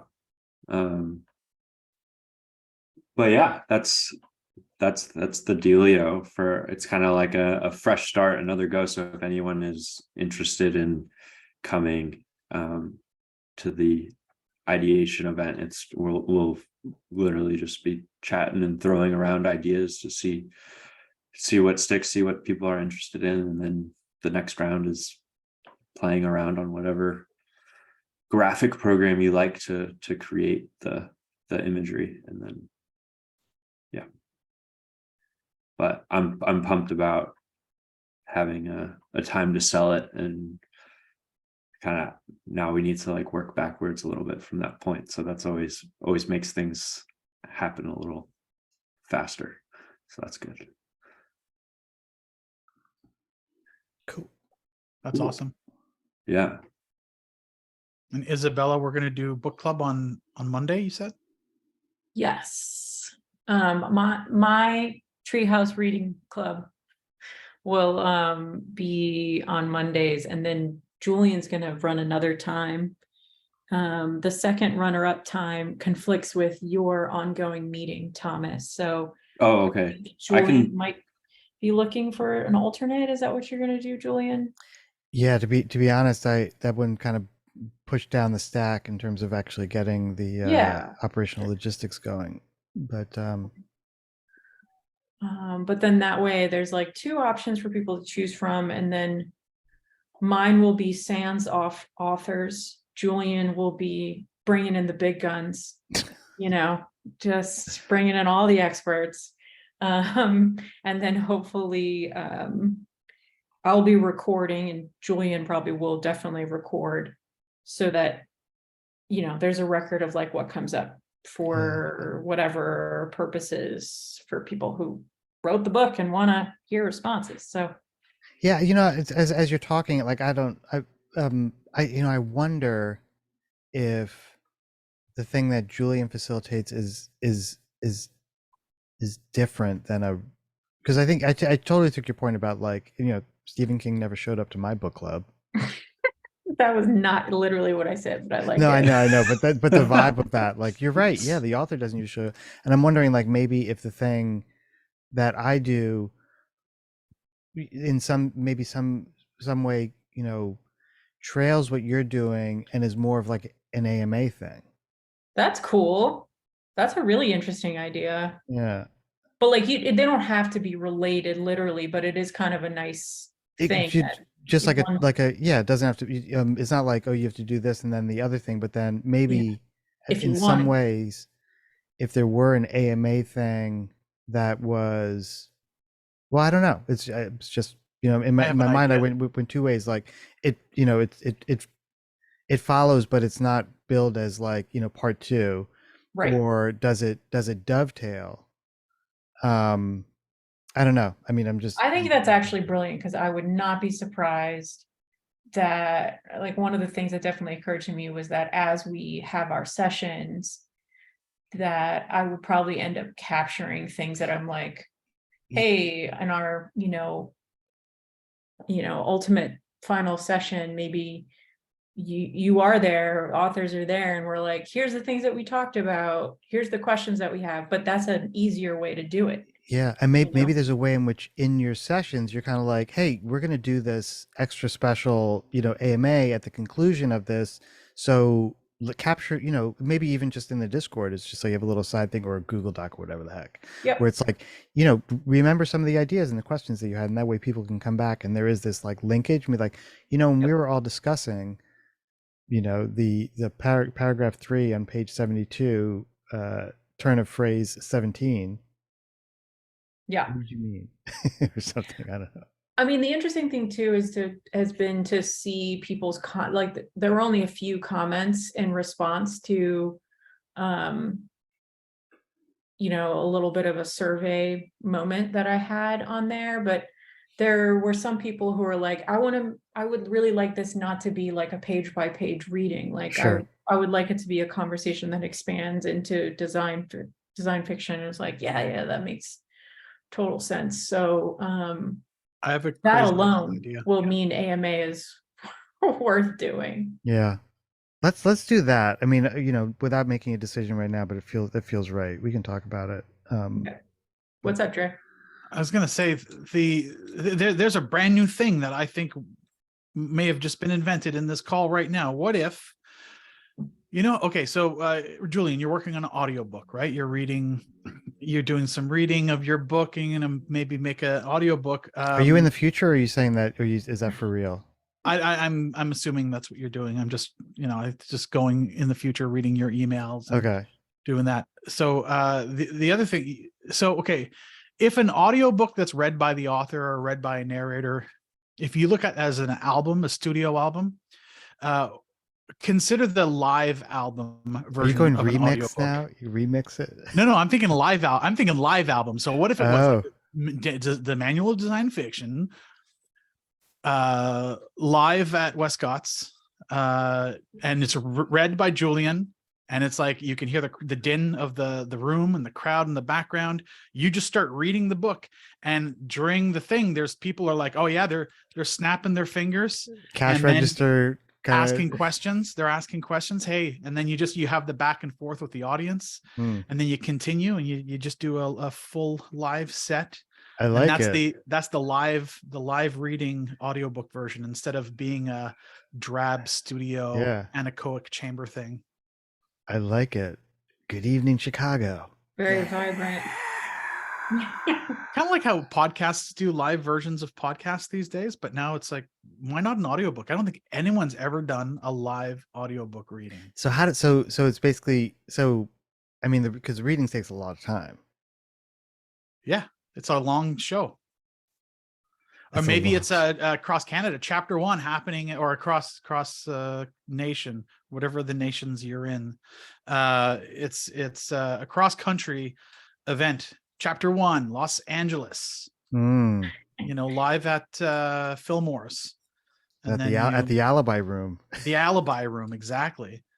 And it's like, stay tuned for chapter 2, which can be live at name the next city. And Yeah, then and we next to the do, whole room. and totally have like a map, like one of those the like roadshow. tour maps. So the idea is you But I'm just listen- here, right? I don't have to actually go on the road. Am I just here? What? No, it's you got to go on the road. Oh, Like this is man. a proper. Oh my this is a- gosh. This is Trey, a it's one. like This is a 1 week, like 1 week, like drug addled The electric Kool-Aid experience. acid test. So this is bucket. This is some bucket list shit, man. And you just make your way across the country, and the people who can't attend live listen to it live, and then go to the live show and listen to and fill in the gaps by doing that. But part of the live show is a question and answer period. You know, this is really resonant because I was just emailing, just going back and forth with you guys know Jan Chipchase, and he was like, it's hey, basically a book tour, right? you could totally do a world tour. Like I did a world tour with my book, and he's like, it's totally easy, especially if it's just you. Ping me if you want any, you know, my notes and advice on that. And so I said, yeah, totally. And so maybe this is like the world tour. It's just basically me with a kit of audio kit and a laptop. In a maybe more realistic way. Okay, That go on. doesn't Yes, thank you, doesn't- please. That doesn't involve as many drugs. I still think it's great. It could be done like live over Zoom. So it could be a session. That's maybe- sort of what I was thinking. Like live to me now means like basically on Zoom in real So time. yeah. So you read it on Zoom, but now you have the Zoom callers that are asking the questions, and then Isabella does one as well. And then it's just a bit of editing to intersplice the questions from the different calls to put together. But it could be a reading. It could be treated like an audiobook. At the very least, it's the supplement. Here's the chapter 1 supplement to the audiobook that you eventually end up narrating. I mean, we could make a good story aside from like laziness and budget about why I'm actually not, you know, didn't buy like a 1958 Winnebago, and I'm actually touring around the country and just you know, say this is the meta thing, even though the metaverse is now dead, I guess. But I mean, we could be the first set of book clubs, and then when you release the second edition of the book, you could release the edited Zoom calls as individual podcasts, and you can just get everybody around the world to, you know, we're going to read the manual of design fiction over the next month, and the podcasts are coming out at this cadence. I do like the live reading recorded, so then it's reissued, you know, as a you know, get the this is echoey cough in the background. Yeah, it's like that, just that vibe, like Miles Coltrane at the Village Vanguard, 1958. Smoky room. Yeah, Kind of like it was like 6 nights of shows, like. Yeah. I mean, Tom Waits' Nighthawks at the Diner, right? That was like a faked studio live session. Oh, so we've got precedent, and we can lean into that. Yeah. All right. Cool. So I did like a book club of a fairly technical book at work, and one thing, I think this is like more accessible and it's closer to practices that people already know. But one thing that I noticed was like if you had somebody in the room who was like more expert, like we were doing operating systems, and if we'd somebody from the kernel team, they facilitated the conversation even though they weren't the facilitator often. Like somebody would have a question and they'd be like, oh, actually, no, it's like this. And so I think like if we have somebody who's done design fiction in the like book club sessions, I think like it's more satisfying for people because like you have a conversation there instead of you capture your questions and you bring them to an AMA later. And if you do that a couple of times, people are like, why the hell am I coming to this club? It's just a place where we gather our questions. So I don't think it'll happen to such an extent with this material, but it's really satisfying for people if you know, like if you were there, Dre, and somebody has a question about like design fiction, like you just drop a ton of wisdom that might be adjacent to the like actual anecdotes in the page, but are relevant, and stuff like that can really, keep the conversation moving forward. Yeah, I dig it. Hey, I gotta bounce. Does anyone want me to give them the talking horn to take control? I think I'm probably ready to bounce as well. No, Sorry, but my living Christina my had a life. question that never Oh. got answered, so Oh. maybe you can address that separately, Julian, in the Discord. She was wondering about your schedule. But Oh, my schedule. I have no idea at this point. That's the part where I've dropped the ball. What should I do, Isabella? Should I do you use some kind of technology of some description too? Well, I guess it depends on what we're doing. So if we're doing the live thing, it doesn't matter because all you have to do is pick a recurring time and just that say works it. for you, and then we'll do it after my Monday meeting. You'll start after, basically. Okay. So and the starting after is starting after all what is it, 4 of them or No. Dude, we could stagger them. It could be like, because it's gonna be every 2 weeks. Sorry. That's what people preferred, was meeting every 2 weeks. Okay, So then if you were in the next week, that would be great. Right? On, off, on, off, on, off. okay, and let me just have you picked the actual dates? I have not picked a start date, so we Okay. can talk about that. Yep. We'll talk about that, and then so just so I understand, so the staggering means that I would do it on some particular day of a week opposite your week. Just right after. So the next week. Yeah, so if you do it on week 12, then I would be week 13, then you would be Exactly. week 14, and I would be Exactly. week 15. Yep. And then it's still open, it's still TBD what my recurring day of the week and time would be, right? Yes. Yeah. Okay. And maybe it's not always the same time for you. I Mhm. need it to be the same time personally, but Yeah, I guess it helps for it to just be like a standing call, like just block it out for Yeah. those how many weeks? 4 weeks. 4 weeks. Yeah.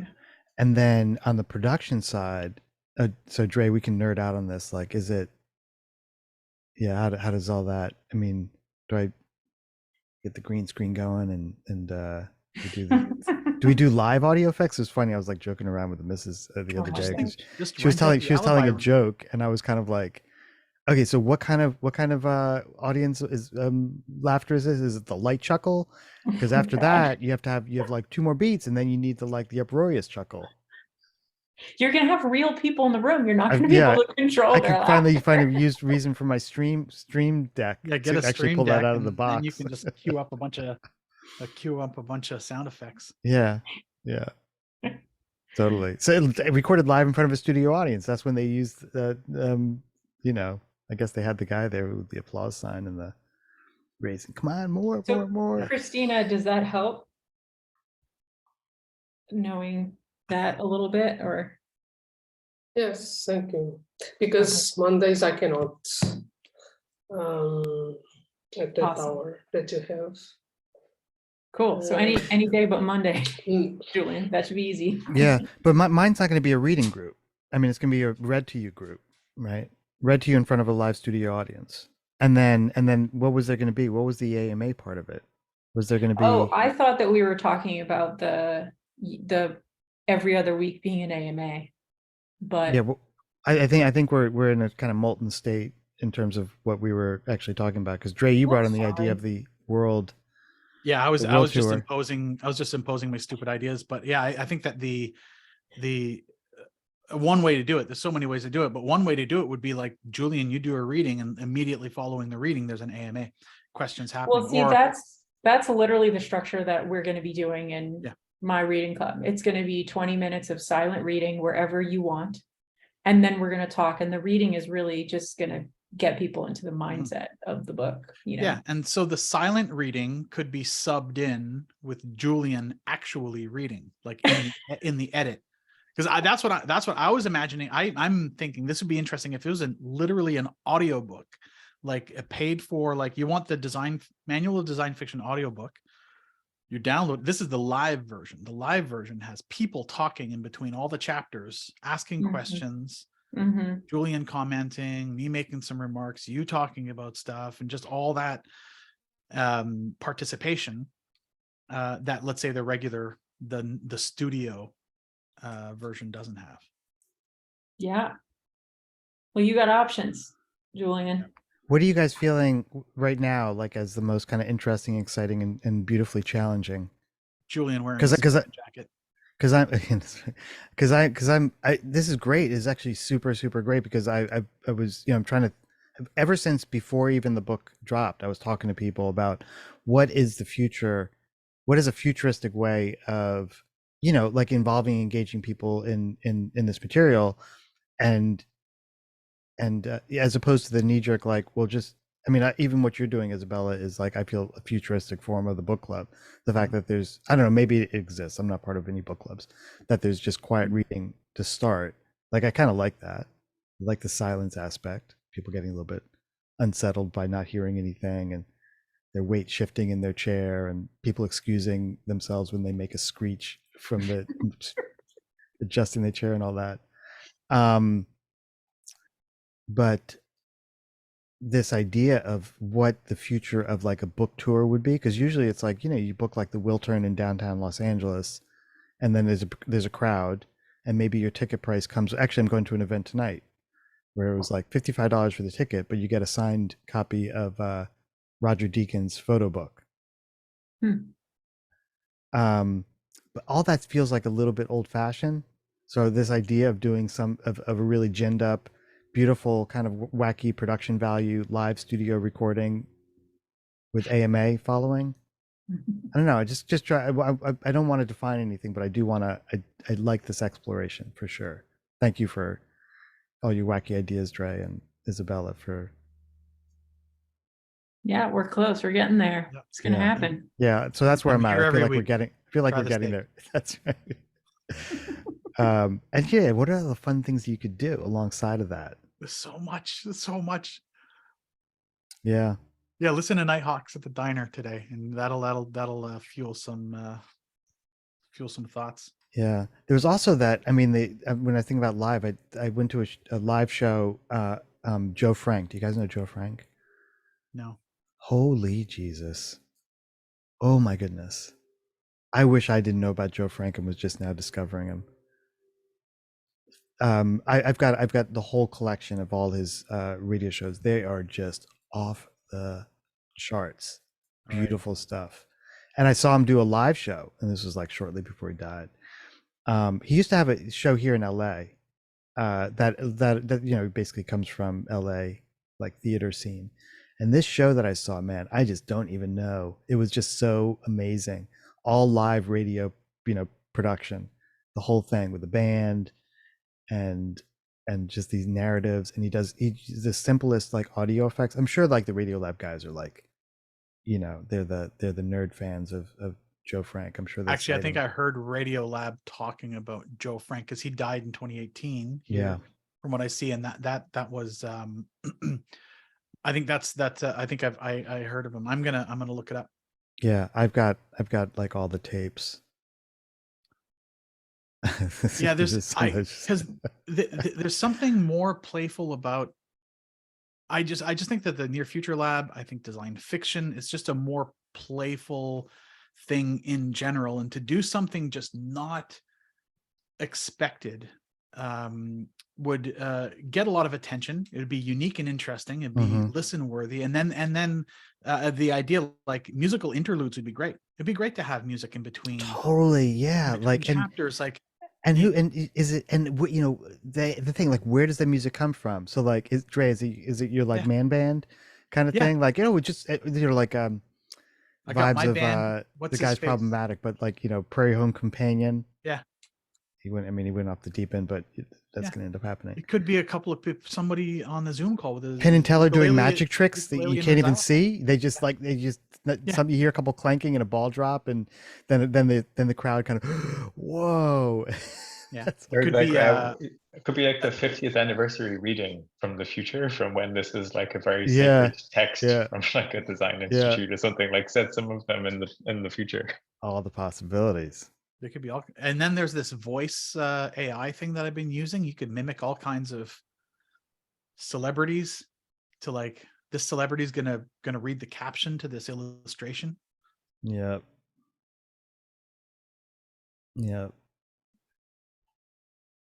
My brother and I still use Joe Frank as just kind of like an offhand reference to like, if something's weird, it's just like Joe Frank. Oh, that's great. I think you could Joe Frank this up. Yeah, we could totally Joe Frank this up. Yeah, like a breathing a breathing intermission?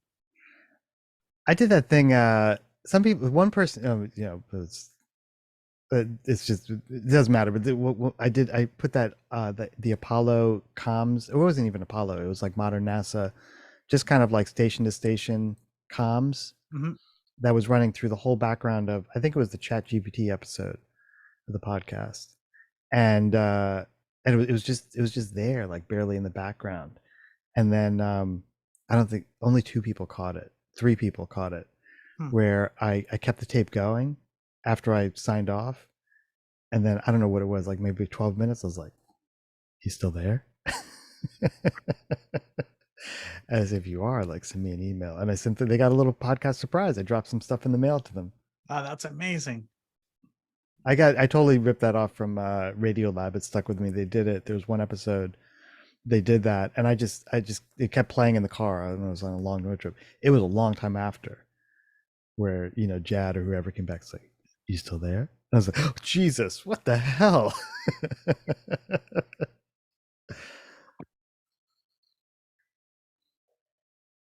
That's great. It was actually an episode. For some reason, I feel like Dre would, maybe everyone would enjoy, but it was something it would take me a little bit to dig it out, just doing the right Google. But it was with they did this thing on this musical collective of some description that was, all of their stuff was it was a whole album, just instrumental, and it was all this very particularly kind of like it was almost like modern fugue, like asynchronous. It was all like heavily syncopated stuff, and the way you had to listen to it is like it would come into phase, like the different parts, like a fugue. All of a sudden, oh, now we're back, kind of thing. And I'd have to dig around to find out, but it was amazing. And so they did their thing of like, I don't know, I found this album, and just really blew me away. It's like, what was it? And they said they did their whole Radiolab thing, talking about it. Yeah, that makes me think a little bit of Brian Eno's Einstein on the Beach. And that's fugue, choral fugue. It's crazy trippy stuff to listen to, but yeah, mathematical stuff. Or what's his face? Stephen Reich. The music for 18 musicians. Yeah. And then there's the one he did with Tom Waits, which is really good. Dawn of MIDI is the name of the Dawn of MIDI. Okay, awesome. Is the name of the. Gonna listen to that. And then if you Google that alongside Radiolab, you'll find that episode. Yeah, it's just like, this stuff's a trip.